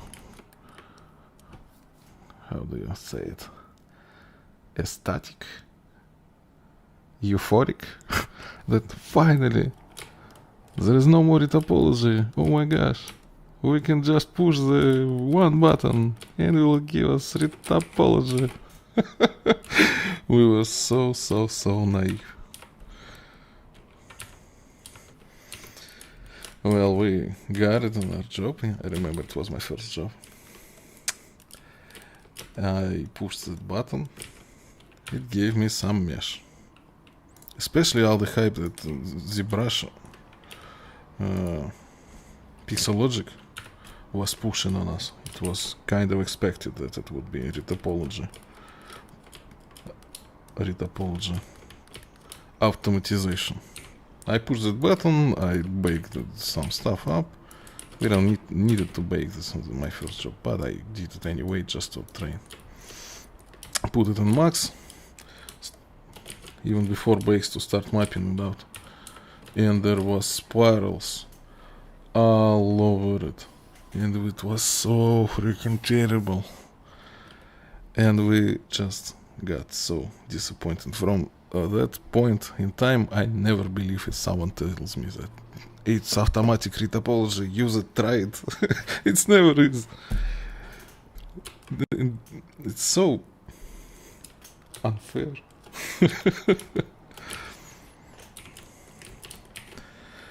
Well, we need to do what we need to do, right? At least we have some time to watch Netflix on the job. It's not that bad. Oh.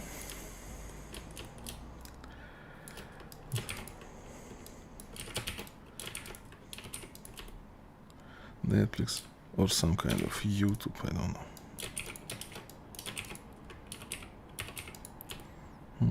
Yeah, I'm just lazy here. Don't show us to no one. It would not be look terrible on a final project, but it would be our little secret that is a lot of garbage out here. What the? I need to... What? Let's hide it a bit.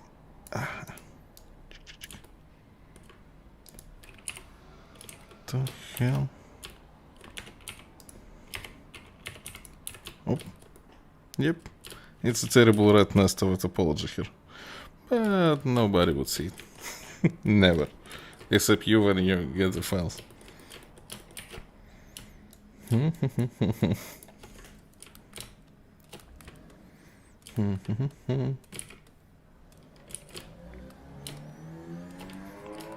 Oh, there's some motorcycle outside of my house. And it's loud.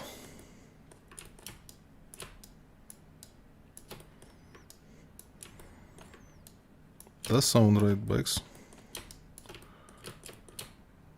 Is there a motorcyclist in our chat? Let me know.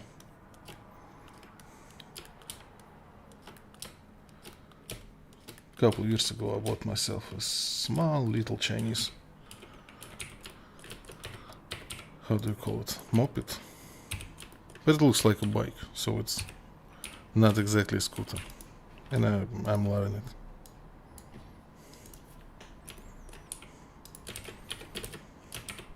I'm loving it, but we don't have weather to ride it all year. Maybe your weather is better? Let me know. Let me know something. Just tell me something in the chat. I'm nervous that I'm losing him with this retopology.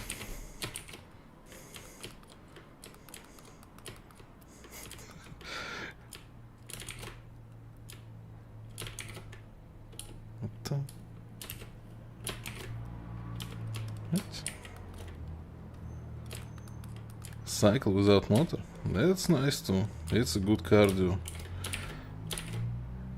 I tried this. Well, our job is sitting job. It's not very good for you. So I'm constantly searching for the ways to be active, more active physically. And cycle without motor is a nice thing. It's getting harder though, with years. When I was a kid, we used to bike to ride everywhere. Now I just sitting and going a couple of kilometers and start to die. We basically start to die. It's not very fun, but it's good for me. So I need to push it stronger. Push it stronger. I'm like it. How is the song called? Dudes in helmets.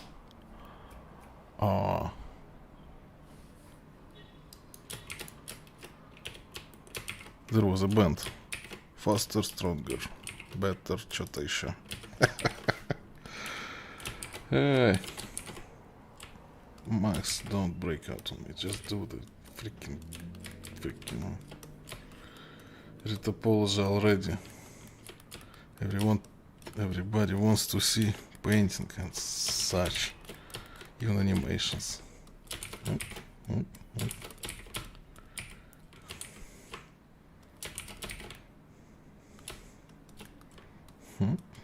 It's just garbage out here too.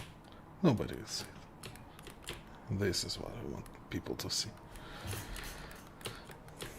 Well, our face took me 10 minutes and this freaking hairs. Who I deal with this? Who asked me about feathers?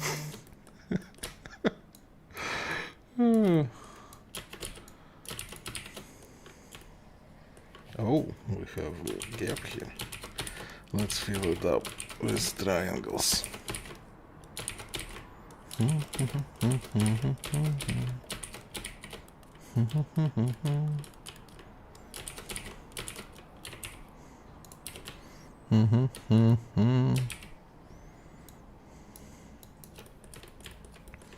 Six people.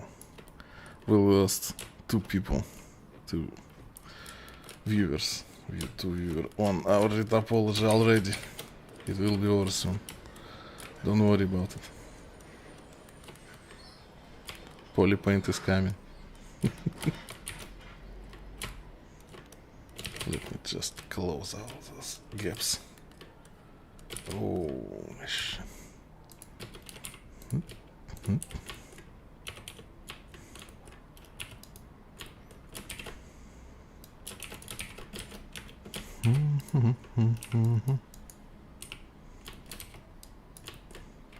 Delete.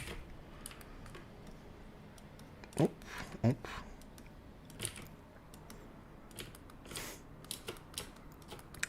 A lot of smiley faces in the chat. I like that. It feels nice.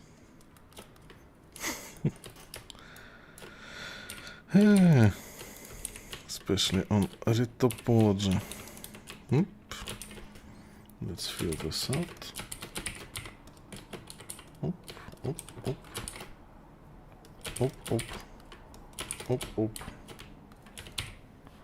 Boom. And it's done, right? Let's see where we have gaps. Oh, ice. We need... This is easy. It would take a couple of seconds. If Max wouldn't break on me to fill this.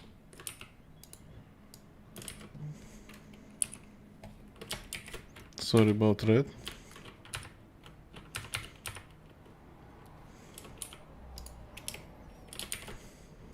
It's not working very well.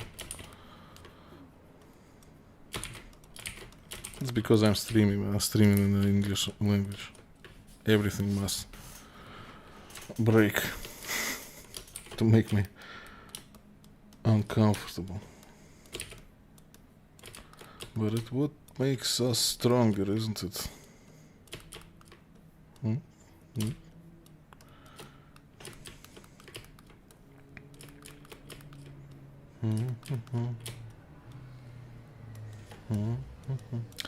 I started learning ZBrush for sculpting a month ago. Now learning anatomy, finding it a little bit difficult. Yeah, it's difficult, as I told in the beginning. Anatomy is not as much as difficult, but it's boring for me. And you need to grasp the balance of it. And from artistic perspective. Most of it goes to stabilization of your forms, not essentially into knowing what muscle is. Push through it,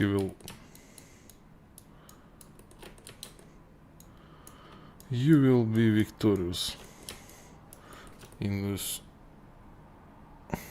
campaign of yours. Thanks. Вот это мы дропнем. Оп.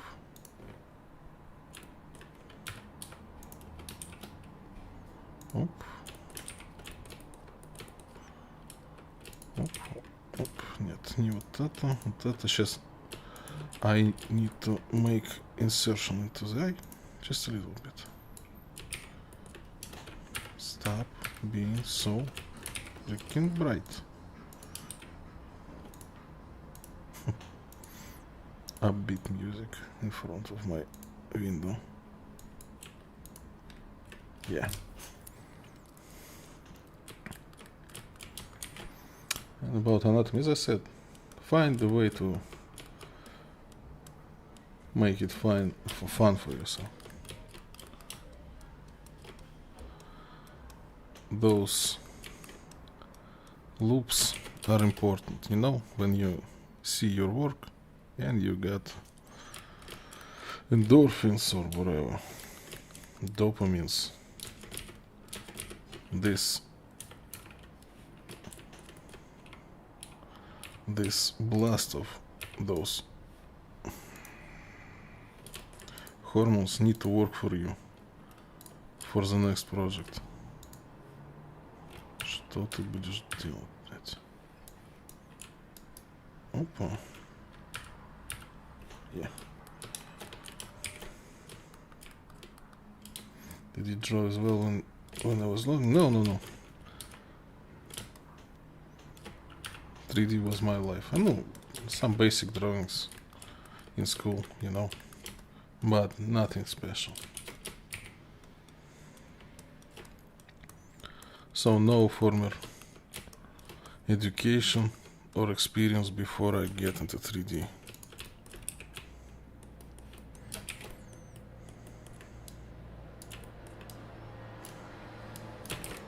And it's kind of awesome that you have an ability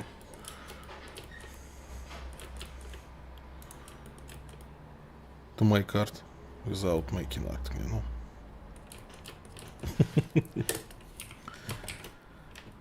Chink, chink, chink, chink. Let's get some symmetry. It's looking nice. We need our eyes to be retopologized as well. It's pretty easy. We just grab some sphere and put it right on top of our eyeball. There is a nice way to do it or fast way. I think I will go with the fast way. Up. Yep, that would work for me. Let's adjust some pivot points, make symmetrical, make our mesh symmetrical, and now we need to map it out to use 2D maps for our advantage. It wouldn't be that hard.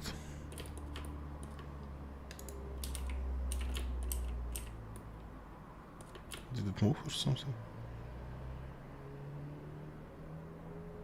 Oh no, just I thought there was another sphere inside of it. It's not. So let's do our UV mapping. It would be fast. Here are map placement thingy. We need to cut it up. And those feathers are giving me hard times. I will try to go through them as quick as possible. I will never do those feathers again on a demo like this. Or I just do the remesher. Right. Let's make a seam.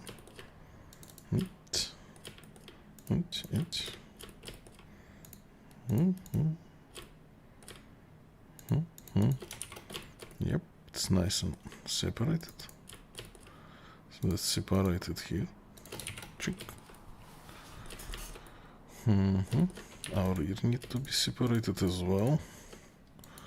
Let's make it quick. Grow. Yep, seems fine. Now, mask, etc. Let's just drop like this. Symmetrical. This should be fine. I think I need one last seam right here. Just to relax it a bit. Now, we need symmetry again.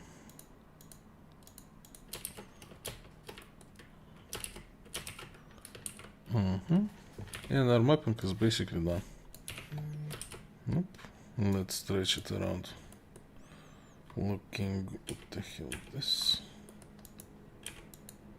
Oh, this isn't very good.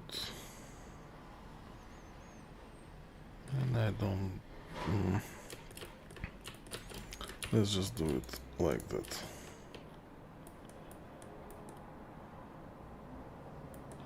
Where is my ear? Here it is. Tink tink. And tink tink. Hop. Hop, hop.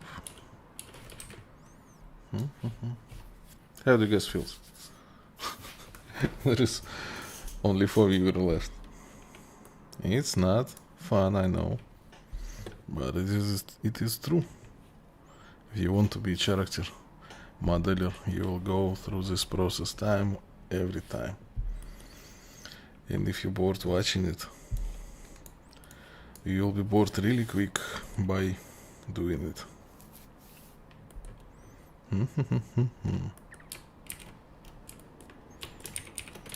And I need to get rid of this seam, so it will be nice and tight up in front. Yeah.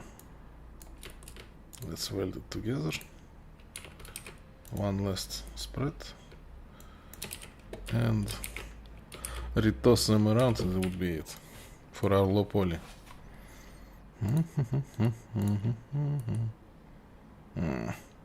It's taking up only half of our map. It's not very good, but for our purposes it would work fine. I hope. It's not that. We have ice. Let's do our ice too. Oop. Seams. Let's stretch them around. Oop.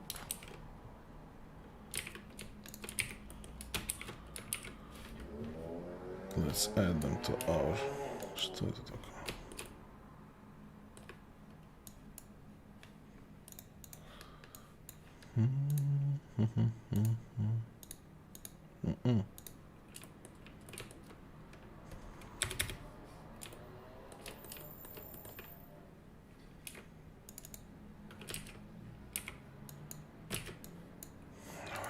This happens.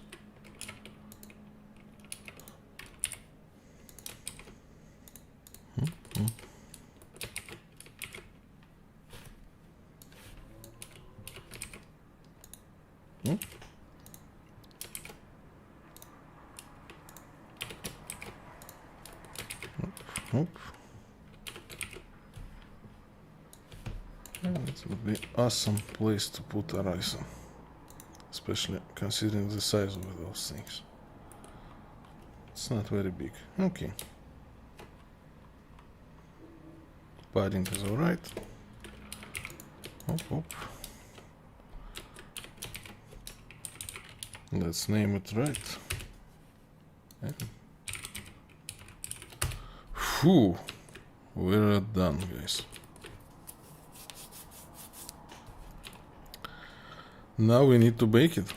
But before this, I promised you to show a polypaint pipeline. It would be nice artistic pause for us. But before that, I need to go quickly for some smoke. Give me 2 minutes and we'll be starting our polypaint. See ya.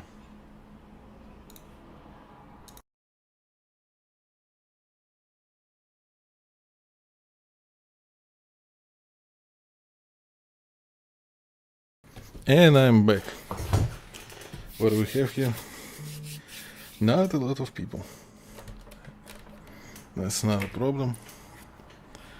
Who wanted to see polypaint? Let's do this. First of all, you need to choose skin shade for your matte cap. It's kind of important because we're using polypaint. It's basically RGB vertex color. So you need to fill it with most white as you can find. Whiter is only flat color, but flat color isn't that usable for our purposes because it doesn't have any shading, so it's not that great. Let's push it.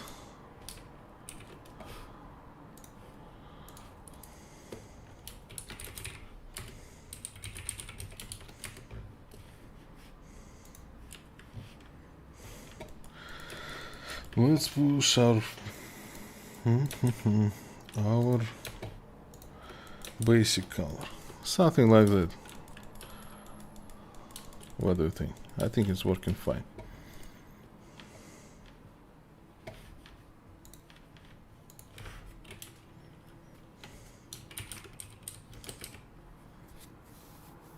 So 1 second.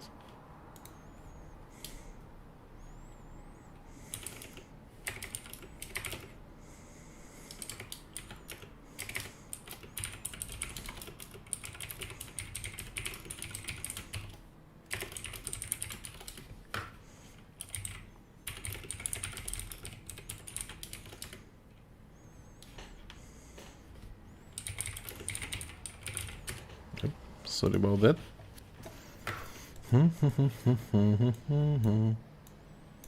So let's grab our standard mouse, put it to spray, use some kind of alpha. It doesn't really matter, we should use something more grainy like that.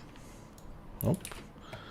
Obviously we need to turn off Z-add to make it all work with only color.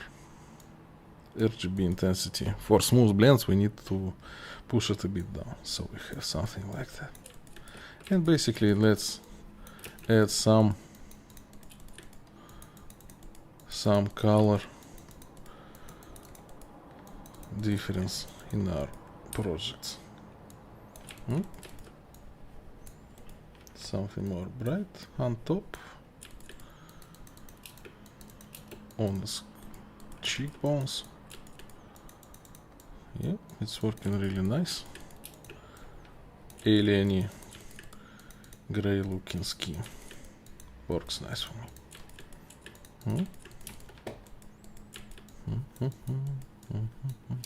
Let's smooth it a bit. Don't forget to turn off Z-add. So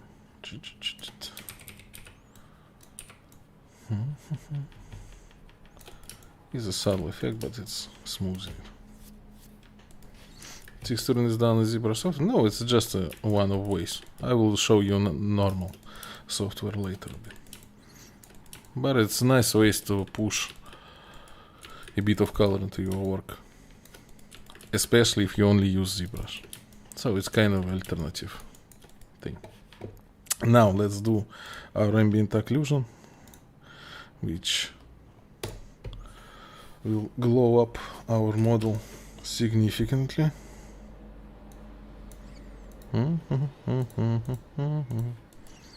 Let's grab our reds, put it a bit down, and just fill. I'm using this one, fill object. I just push it through a hotkey that I'm assigned. Oh.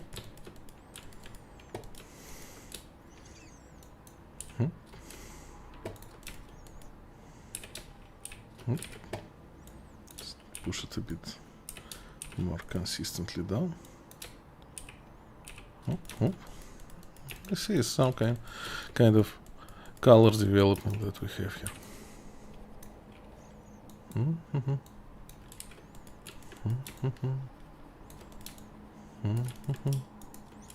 Let's push our eyes to white. It's not really important, and our hair to something cold like that.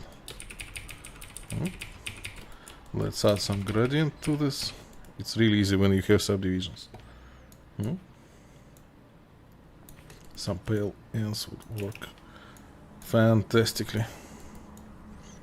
And we can smooth it while we're on a low subdivision level, and we're going up. Our gradients is working nicely as well. And what this thing I need it to be. Oh, I have a bee in my working place. I hope you don't hear it. Let's make it something. Now we need something darker. Yeah, like that. It's colorful and nice. We need to blend a bit more with this. Just let me grab some color from here.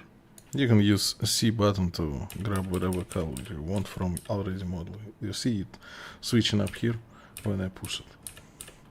So it's a nice little thing.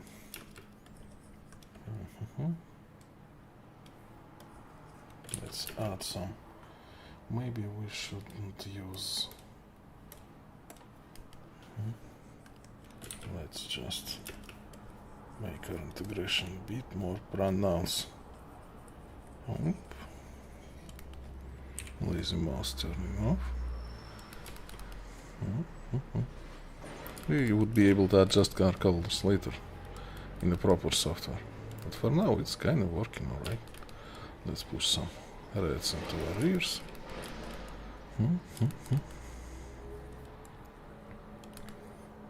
Get a bit something more dark. Push some accent into it.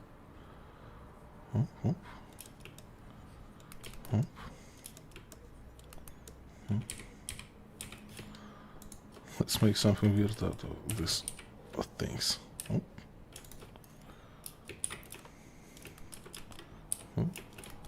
Let's make it a bit brighter. On top, it will work nicely with our weird design.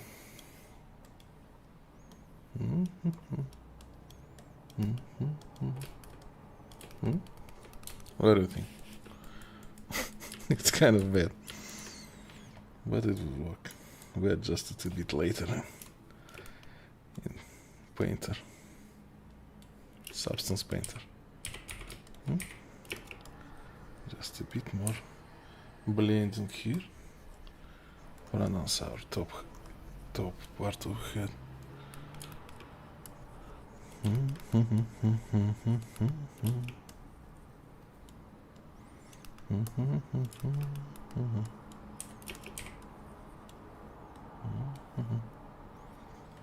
A bit more intense for the eyes.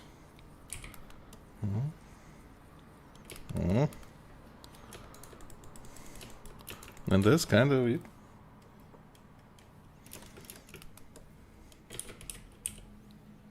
add some hot spots here and there. A bit more brighten up. And a bit more integration here. So they don't seem out of place.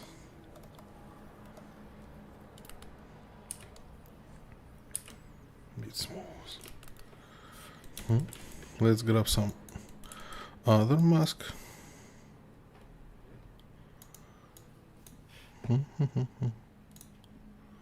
Cavity? No. Smoothness? Oh, this would look nice.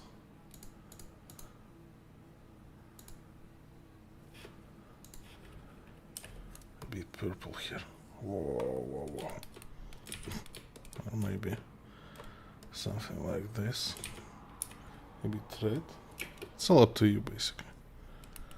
But it's giving us some shape, definition, and some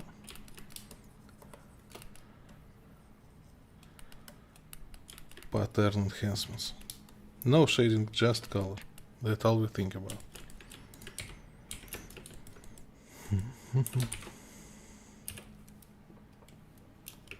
Just for the looks, I need to add some.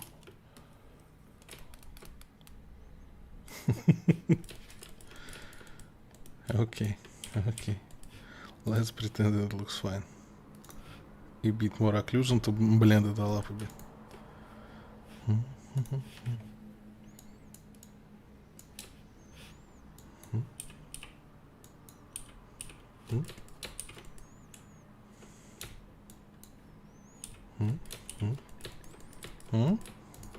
That seems kind of okay. Let's stop it at that. So, now we need to bake all the information from our high poly on our low poly, which is really low poly. So we need to export it. Let's do this.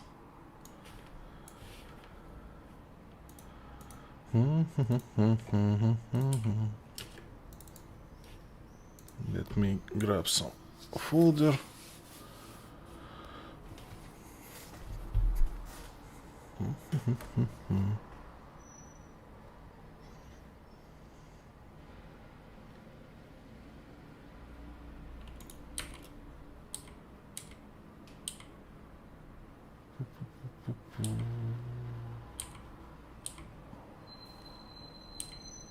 What the hell is it? Let's see. Ладно.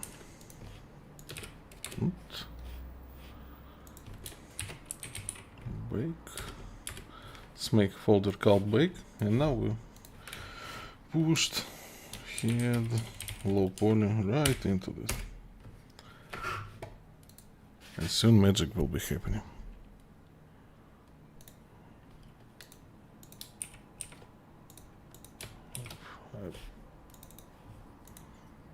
Export. No.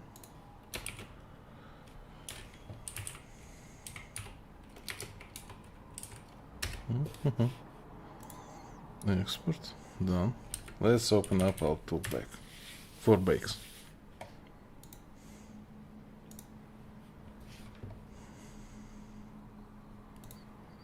And put it right in here. Well,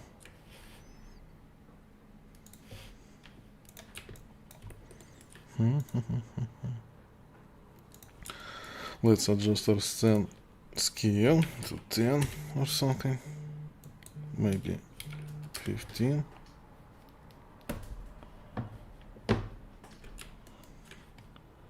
So we use a proper scale. It would be important for our shading later. That's it. We can turn the scale reference off. Now we had our eyes low poly and head low poly. Let's bring our high poly into the painter. Let's do merge visible. export. The same folder. It was head. Okay.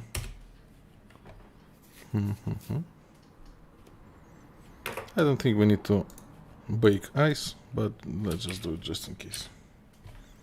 It's basically spheres, so not that important.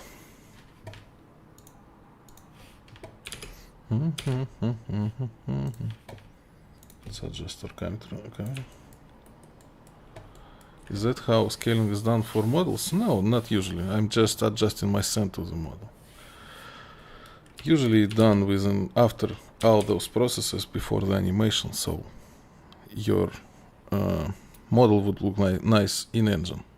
So basically through this, not insane. It's just a quick way. So let's make us our bread and import our high poly. This is my favorite part, always. Bakes are such an amazing technology. So we need our baking project. This would be head. This would be ice. We grab our low poly head, high poly head, high poly ice, low poly ice. Now we choose folder to save our maps. Do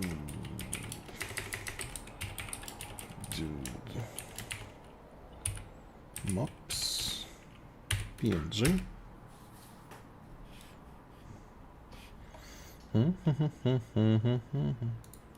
We don't need that much of a resolution, 1K would be fine. And we can just bake it. Let's see what we got. Oh, here we go. Our in-game resolution. We see couple bad spots, we will fix it later.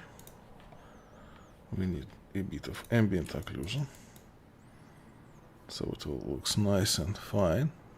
Yeah, love it. Normal map is more important map of them all. It just sells all your lighting. It was an extremely important technology break. Let's just expand it a bit. Boom. So our bubbles look normal and fine. Why the hell are those symmetrical? Did we break symmetry at some point? Doesn't matter. So we got almost everything that we need to have to start texturing. Well, we kinda need our color from ZBrush, and it's stored in a vertex color channel from our high poly. Let's bake that. Let's bake some object ID, some convexity, and thickness.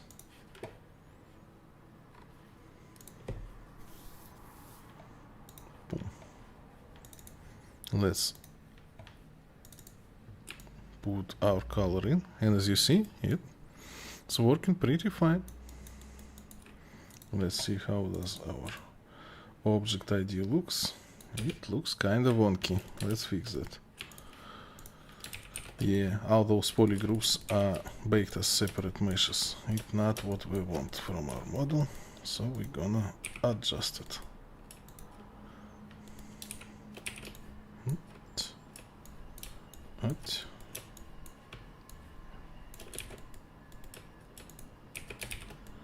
Just assigning simple polygroups on everything. And re-exporting it to our high poly head.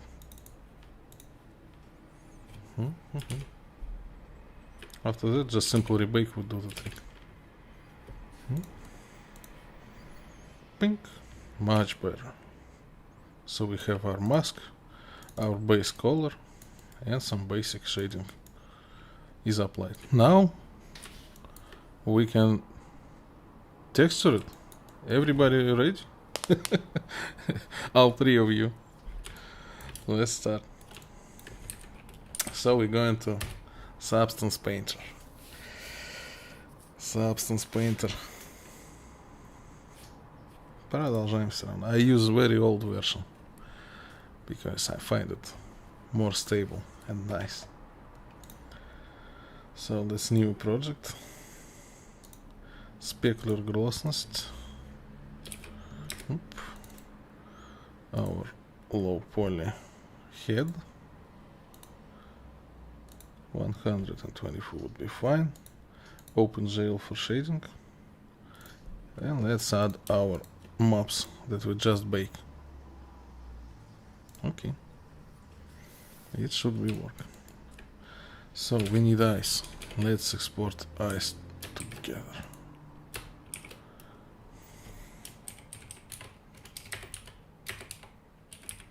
All in one. That should work.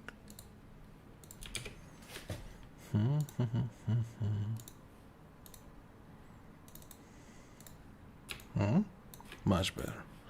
Let's adjust our camera. So not much of our distortion that came through. So let's make our maps visible. Ambient occlusion, object map, curvature.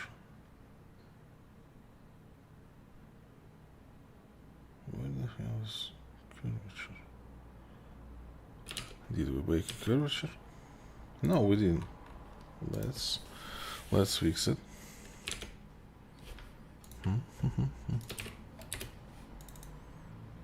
And let's add it into our painter project. It wanna be for this project only, and this is texture import. That's fine. Here it is, our curvature, and all the thickness we need thickness too. Yeah, we don't have world space normal map and we don't need it. We can just bake it from existing maps right here. And also a position map, it's just information from the low poly, so you don't need to bake it in toolbag or separate software. We can just use it here. So normal map we got, ID we got, curvature we got, thickness we got, position we don't have. Let's make it up. And now we have everything we need to do our textures. What does baking do? It's basically making this look like this. So all your information for your high poly, let me show you.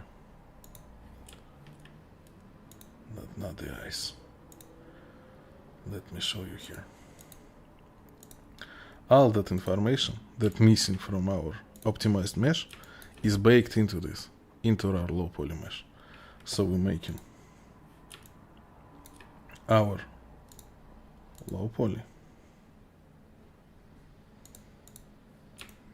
look like our high poly. So it's the same topology as we did before. So there's not a lot of polygons, but from every pixel of our map or texture was shot an array that reflected from high poly and put that information into that map. And we're using this map, our low poly model can reflect light as our high poly. So this is a fantastic invention that we have, fantastic technology. So we don't use our high poly from that point nowhere. It's always gonna be this one, this little one. And this is how our video games work, basically. So let's add some texturing to this. Let's start with our first map, a diffusion. We already got it pretty much from ZBrush, from color. Let's adjust it a bit so it looks a bit more nice. I'm adding layer, And just let's make it a bit more colorful and pick some ambient occlusion here.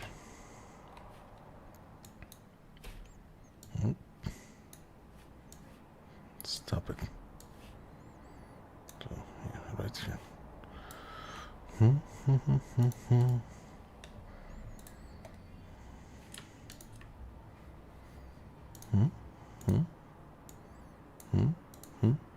So we're using the mask to apply it on our model. We need to rebake something. Give me a sec.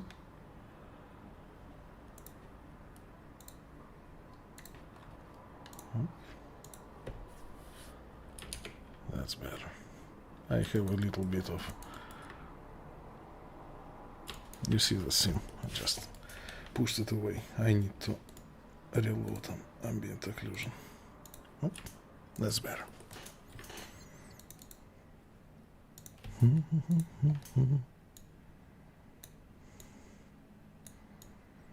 Let's see what's working here. It's kind of nice.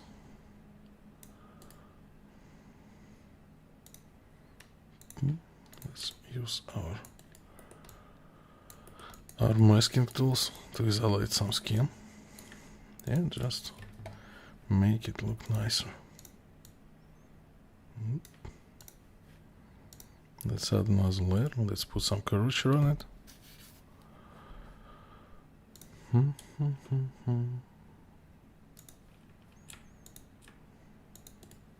Let's put some levels on it and find some sweet spot in that mask.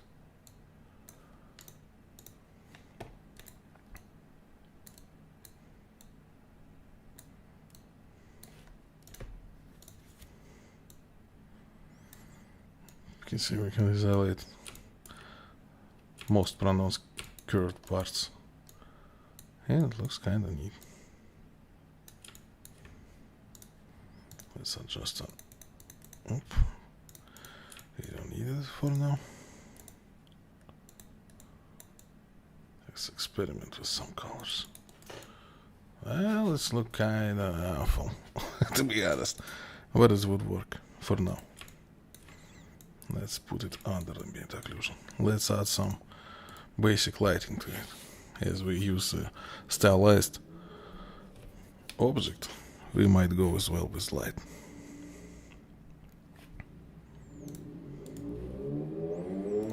Generator. Use some light generator. Oop. You don't need spec gloss on normal map.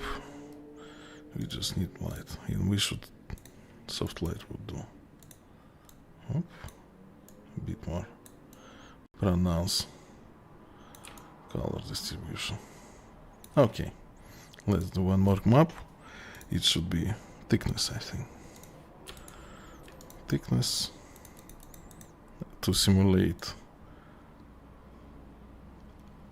some of the blood flow underneath the skin.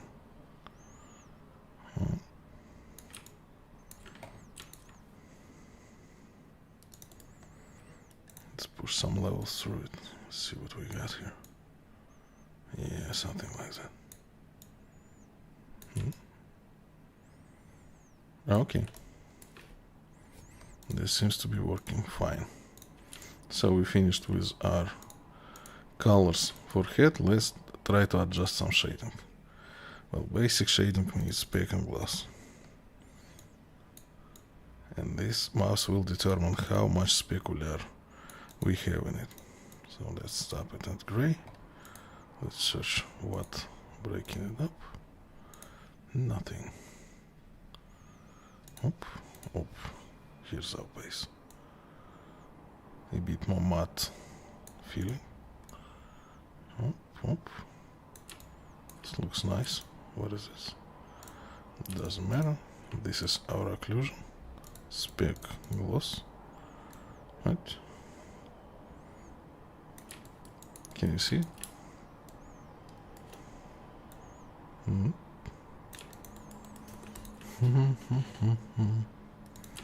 What is this? This is our light. bit more definition from light, and this part should be a lot more glossier, I think. Yeah, that's nice. What would happen if we add our spots in here? Would it look nice? Yep, it looks nice. Red spots. Why the hell it became red? It doesn't really matter. So, what about our this? Yeah, it seems like fine too. Let it be green. Red. So now let's do some metals or something for our hard surface.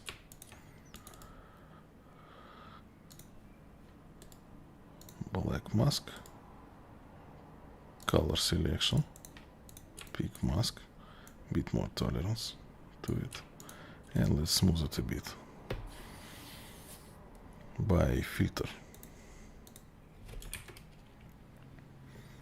blur, just a touch to blend it a bit better. So what color should it be? I think we have our basic. What did we have here? Brown.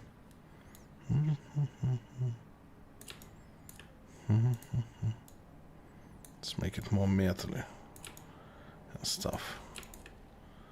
And this blur doesn't work correctly.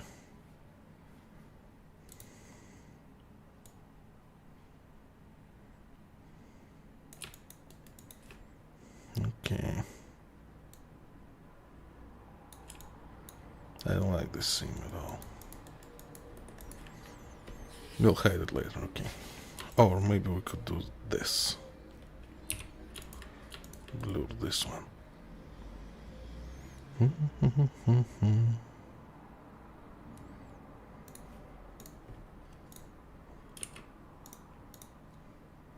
Yeah, something like that.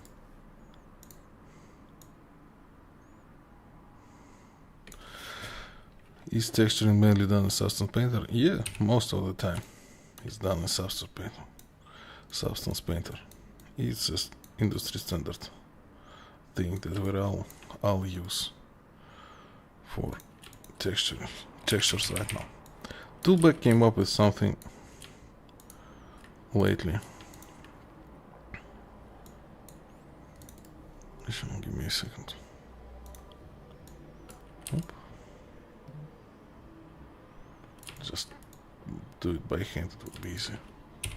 Yeah, something like that. Painter, not Painter, Toolbag has some texture capabilities. He's wanted to move it from market, I guess.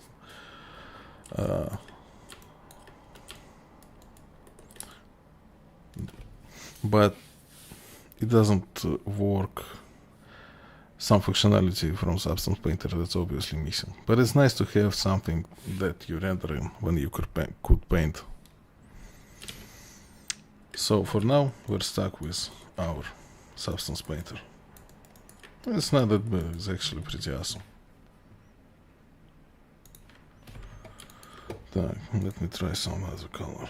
Whoa, some alien-y looking reflections out there. Nice. Let's add some curvature.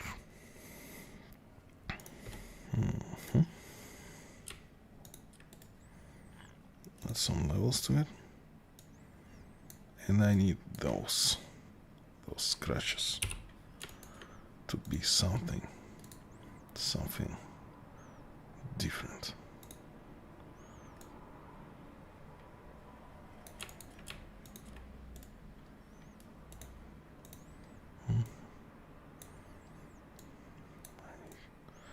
Just those scratches right there. Let's work nice. Гласность. Спекуляр можно. It's like, you know.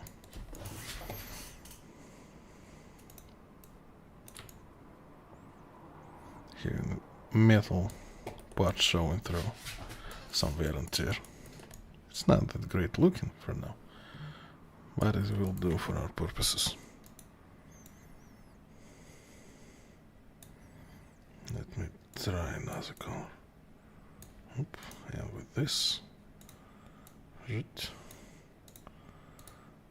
funky, maybe something darker. Yeah, right here. Looks a bit weird, but okay.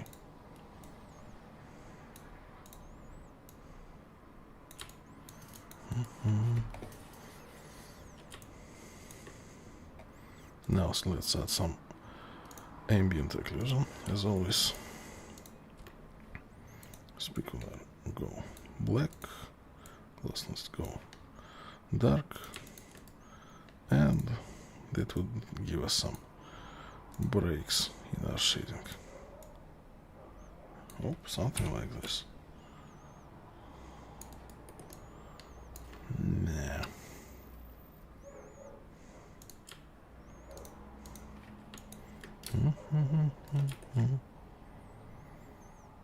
Секундочку.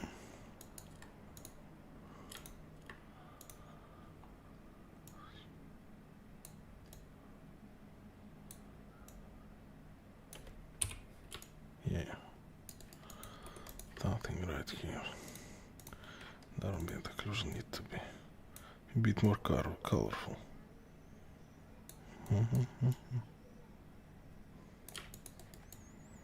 Bit more colorful.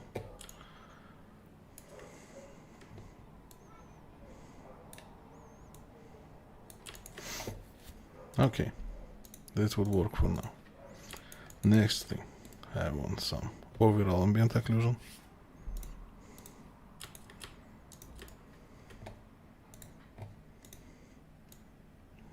Something like that.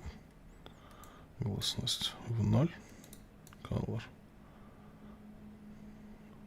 right here. Something around right here. Yeah.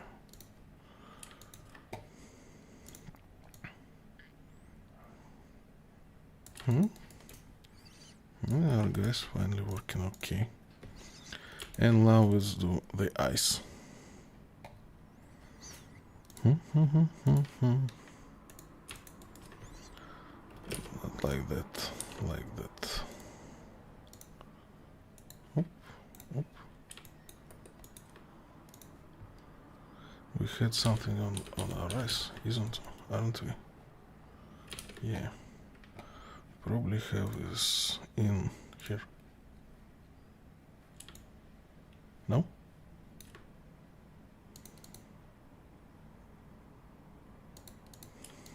No, we have. Let's make it from scratch. So we need something like this. Next level. Black mask. No. It should be something like this.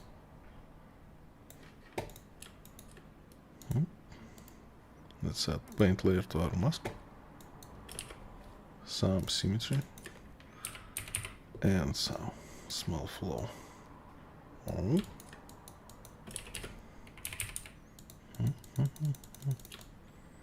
That's looking kind of neat. Yeah. And here. TX. Looking good. Let's try and see how it looks on Toolbag, our presentation program.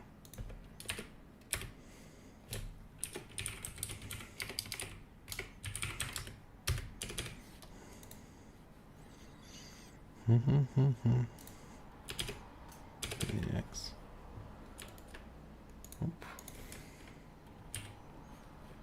All in one. We would need no need for Baker anymore. Let's create our new material and start to apply our new textures.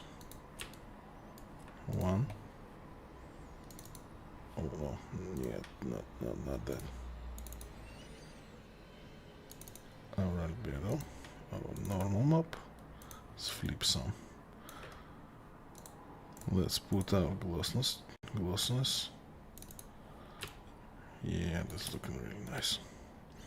And our specular. Specular. Next thing, we need subsurface scattering. Yeah, to make our stuff look a bit better. But we need a proper mask for it. Let's make it. How are we gonna make it? Let's use just use Photoshop, it will be quicker.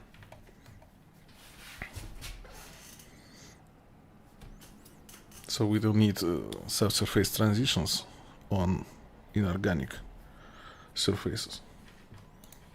So we're gonna need to make a mask which has only organic surfaces. It would be really easy using this one. So we're grabbing this, grabbing our ice and our this, making all of this white and pushing some black background underneath it. Well, here's our mask. Let's try that. It's a bit wonky, isn't it?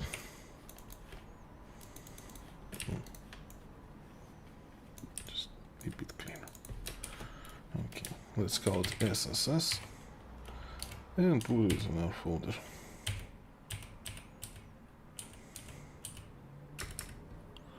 Yep, that would work.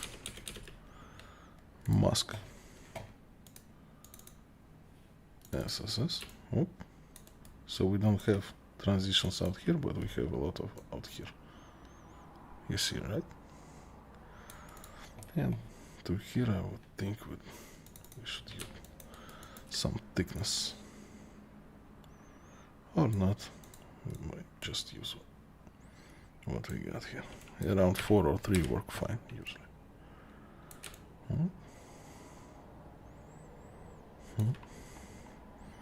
Let's add some ambient occlusion for our shading from base. And it's looking kind of okay. Now,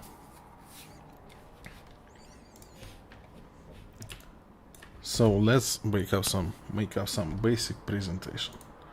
Let me save this and to send to you.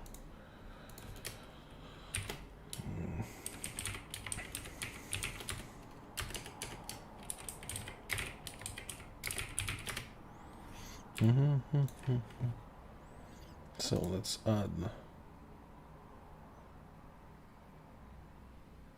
object.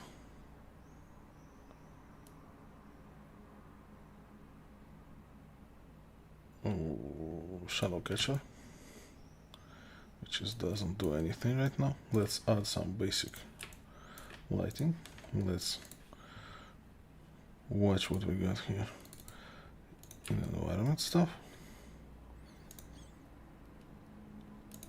Let's put it a bit higher. Light, brightness. Do you see what I see?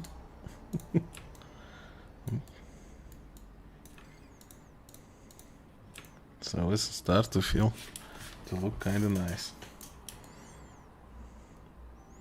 And this is all what our masks and textures doing right now, making it look kind of neat. So let's use some ray tracing for our purposes. GPU enhanced. Samples don't need that much, you might use 64.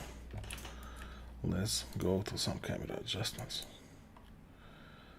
Let's see what we can do here.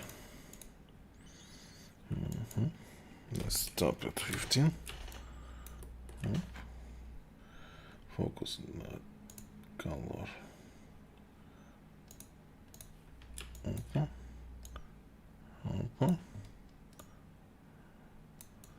Let's adjust some post-processing. Always works nice.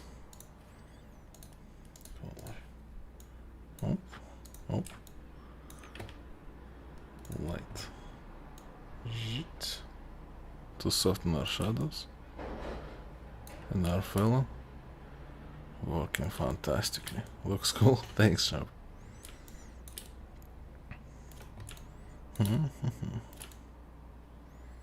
I don't really like my mask. That's not important. Let's try to do some more. Obviously vignette some sort. Sky мы можем немножко пусть a bit of blue.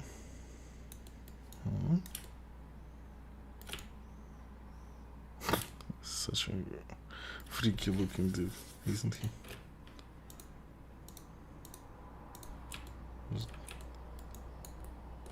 Let's add some dramatics.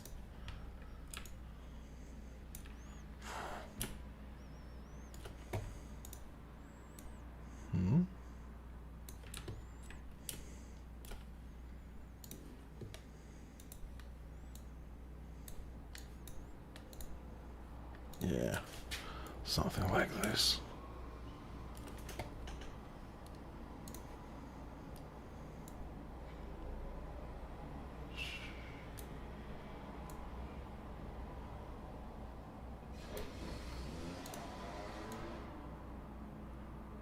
Something creepy.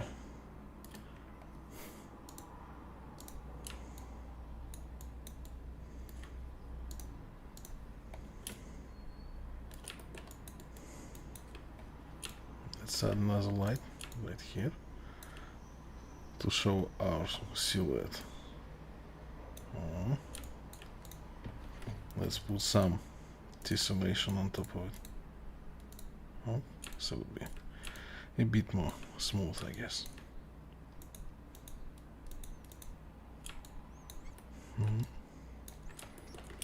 And our dude is finally working out okay.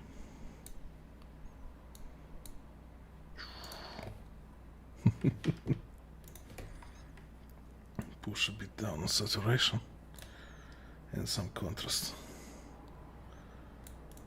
below the center. Some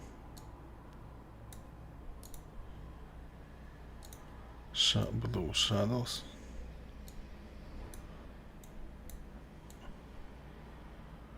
And some greens.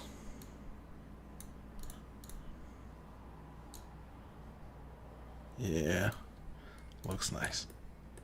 So, this is basically it for purposes of the stream. The whole process, you saw it. How many of us? Four people. It's nice. Your achievement unlocked. Well, now we have some time for animation. Do you want to see it? There are 3 of you, so let me know. Do you have enough force on you? Straight.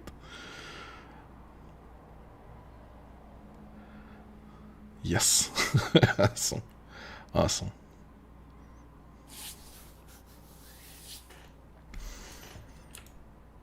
Okay. So, what we need to do now is to rig this file. It would be pretty easy. Before rigging, let's make his eyes a bit more useful. Give me a sec. Here's eyes, yes. Yes, let's just make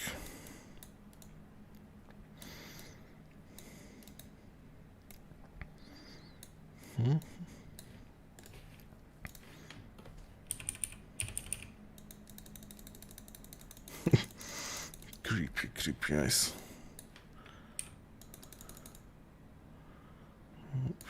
Let's make this color black. Brushes hard. Оп. Что за... Мне нужен хард, товарищ. Оп. Yeah. New. This one should be brown and reflective. Black mask. Just a couple of dots inside of it. Chink. Another one. This one shouldn't reflect any light, like mask. This would be to be pupil. Yeah. And one more thing. Let's make it just a little bit of fake highlight. Just push it. Isn't he cute, huh? Expert. Let's see how it looks. Okay. I don't like how this one looks. Let's try it without it, and let's make some bright eyes. Yeah. Chink. Whoa. That's nice. I think we should give him a bit of a blur for this one. It might be a good idea to. Yep. Filter. Blur. Чуть-чуть. A bit. Yeah, something like that. Nice. And with this thing, some negative height.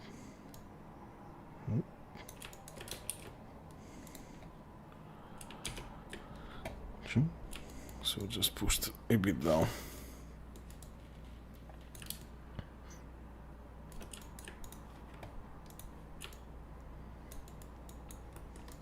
Nice.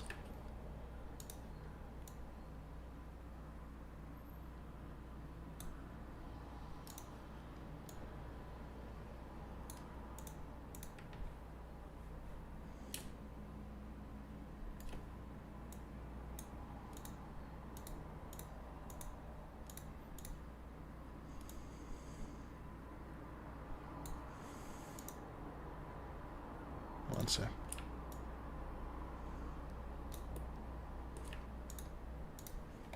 Yeah, nice little.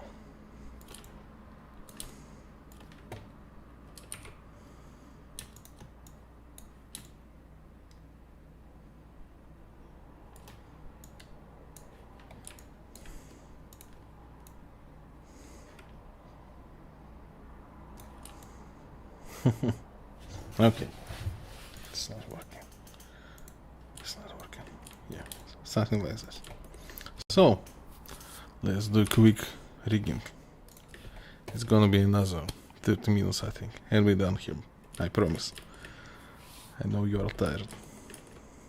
So, let's add some bones. For bones, I will use these simple squares. It's not really important what we're using. So, one for the neck,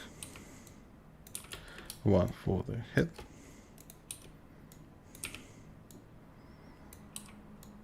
and one for the jaw. This is gonna be jaw bone. This is going to be head bone, and this is gonna be neck bone. Pretty easy stuff. So let's add our hierarchy. This should follow this. This should follow this. Nice and easy. Now I need to make bones for eyes. Let's save our file.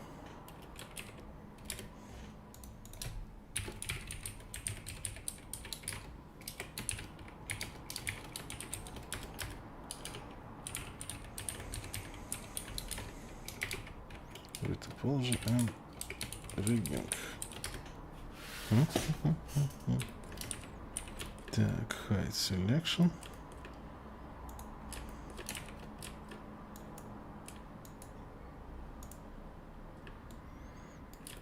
Yes. Eyes will be animated separately without any bones, I think. It would be faster and easier. Yeah, right, like that.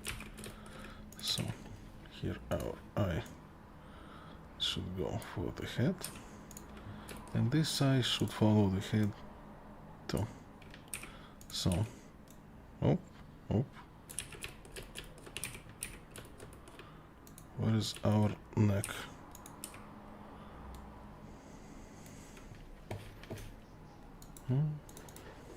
Here it is. So we rotating our neck, everything is rotating with it. So our jaw, our head. So the simple rigging is done. Now we need to skin it. Let's add our new bones. I'm just choosing it here.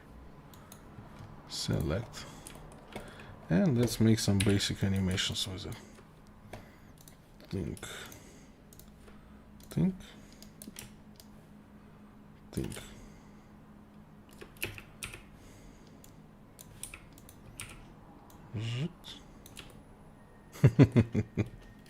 I like them.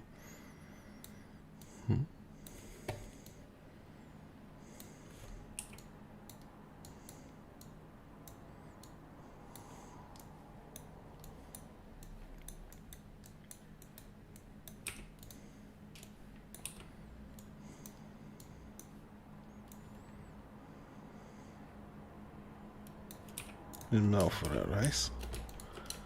Let's move them a bit.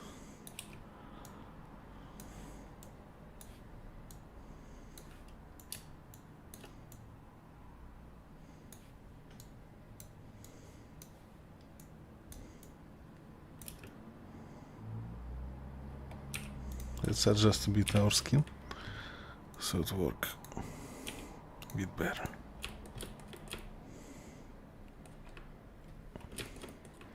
So all I need is this.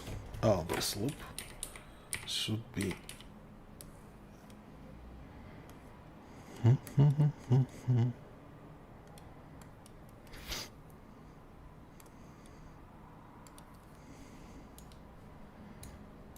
show no envelopes.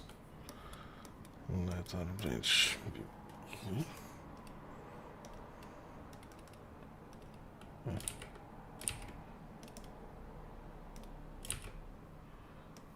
Just pink. Now let's select our head. Oh, I use a wrong bone. It's not a head thing. Neck. Yeah, neck.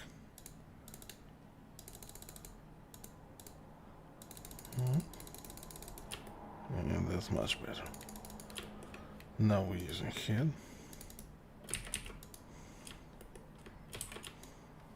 Deselecting this. Brilliant. And for our jaw, let's just turn it all off and grab this thing.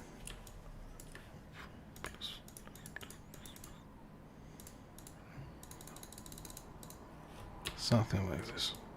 Subtle need to be subtle. Nice. And let's try to animate it a bit.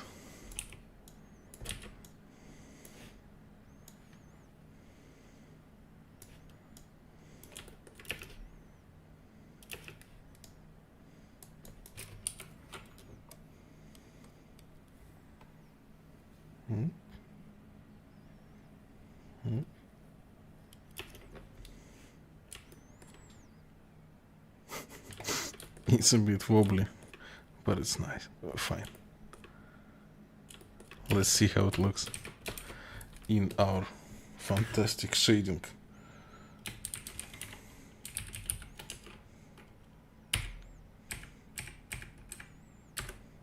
we need to use FBX this time because it supports animation expert. Include animation, 0 to 60, nice. Okay. This other one would not be needed.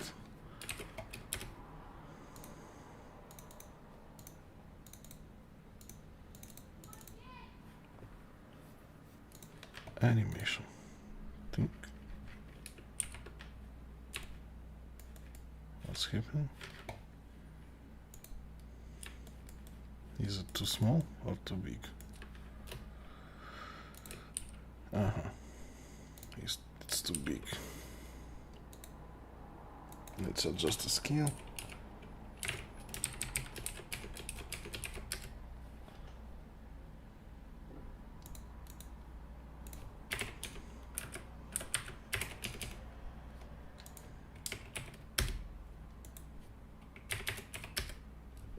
Nice.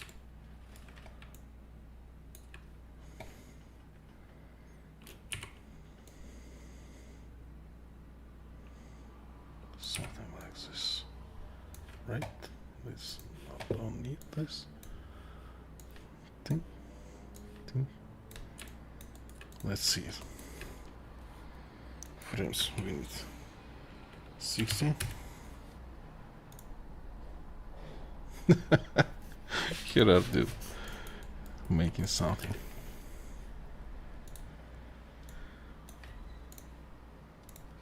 Let's detach our subsurface cutting. See how it looks.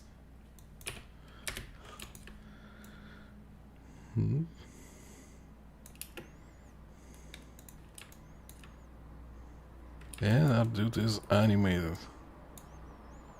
Basically, no, it's terribly animated, but it is. Well, now we've done everything that we could have done with this character.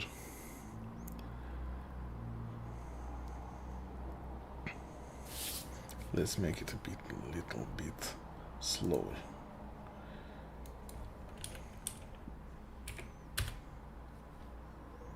Not that slow, this slow. Looks great. It's actually not, but it's kind of fine. For educational purposes. Well, now you know what to expect from game industry. This is basically what we do all day in character design, character art. Is that the process of animating for you? Basically, yes, but I use more extensive bone structures, etc. Some BPS, some serious rigging. But for simple demo, this is basically it. Skinning and some bones, and it's done. Something like that. I need to see it in ray tracing.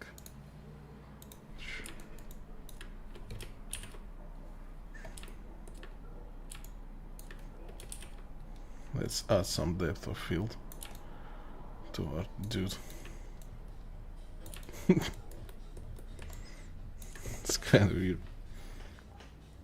Main camera.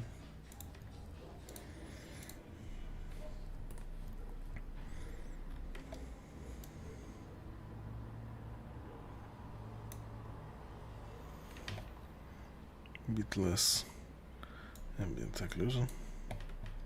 Bit more light from top, and he's beautiful little butterfly.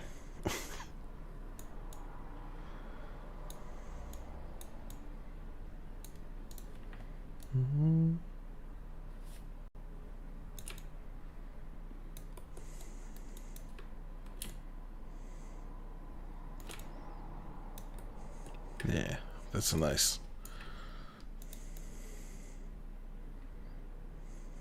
Nice.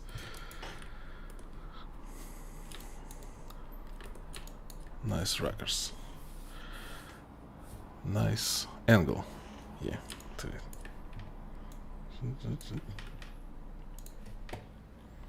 It's a bit blooming. Soften the vignette. Film gray. Just a bit digital. And here I'm doing something weird. Now we can just render it out. You can try it using these files. Let's save the scene. File, save as. And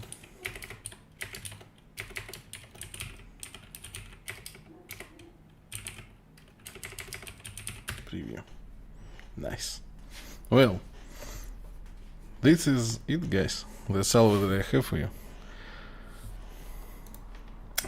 If you have any questions, this is time to ask them.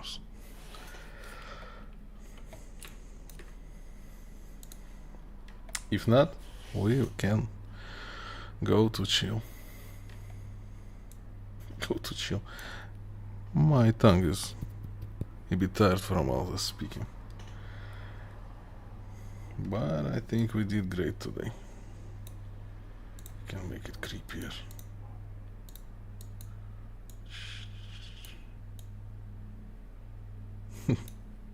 Basically, it's all up to you now.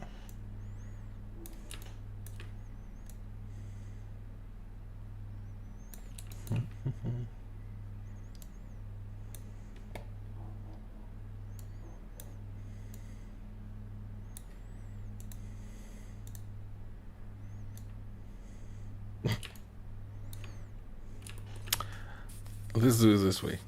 If you have any questions, start typing them out. I will go grab some smoke for a couple of minutes.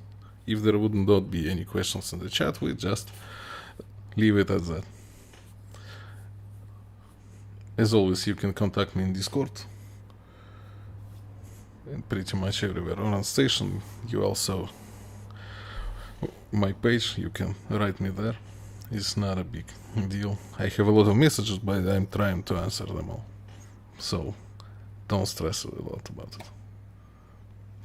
Now I'm going for a break. Coming back, checking chat. If there is no questions, we are stopping. Okay? Okay.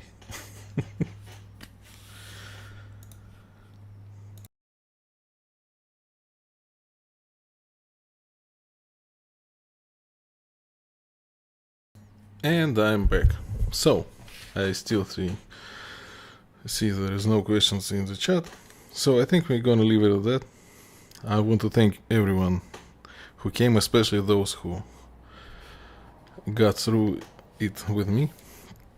It was a fantastic experience to stream for you guys. I really appreciate you being here.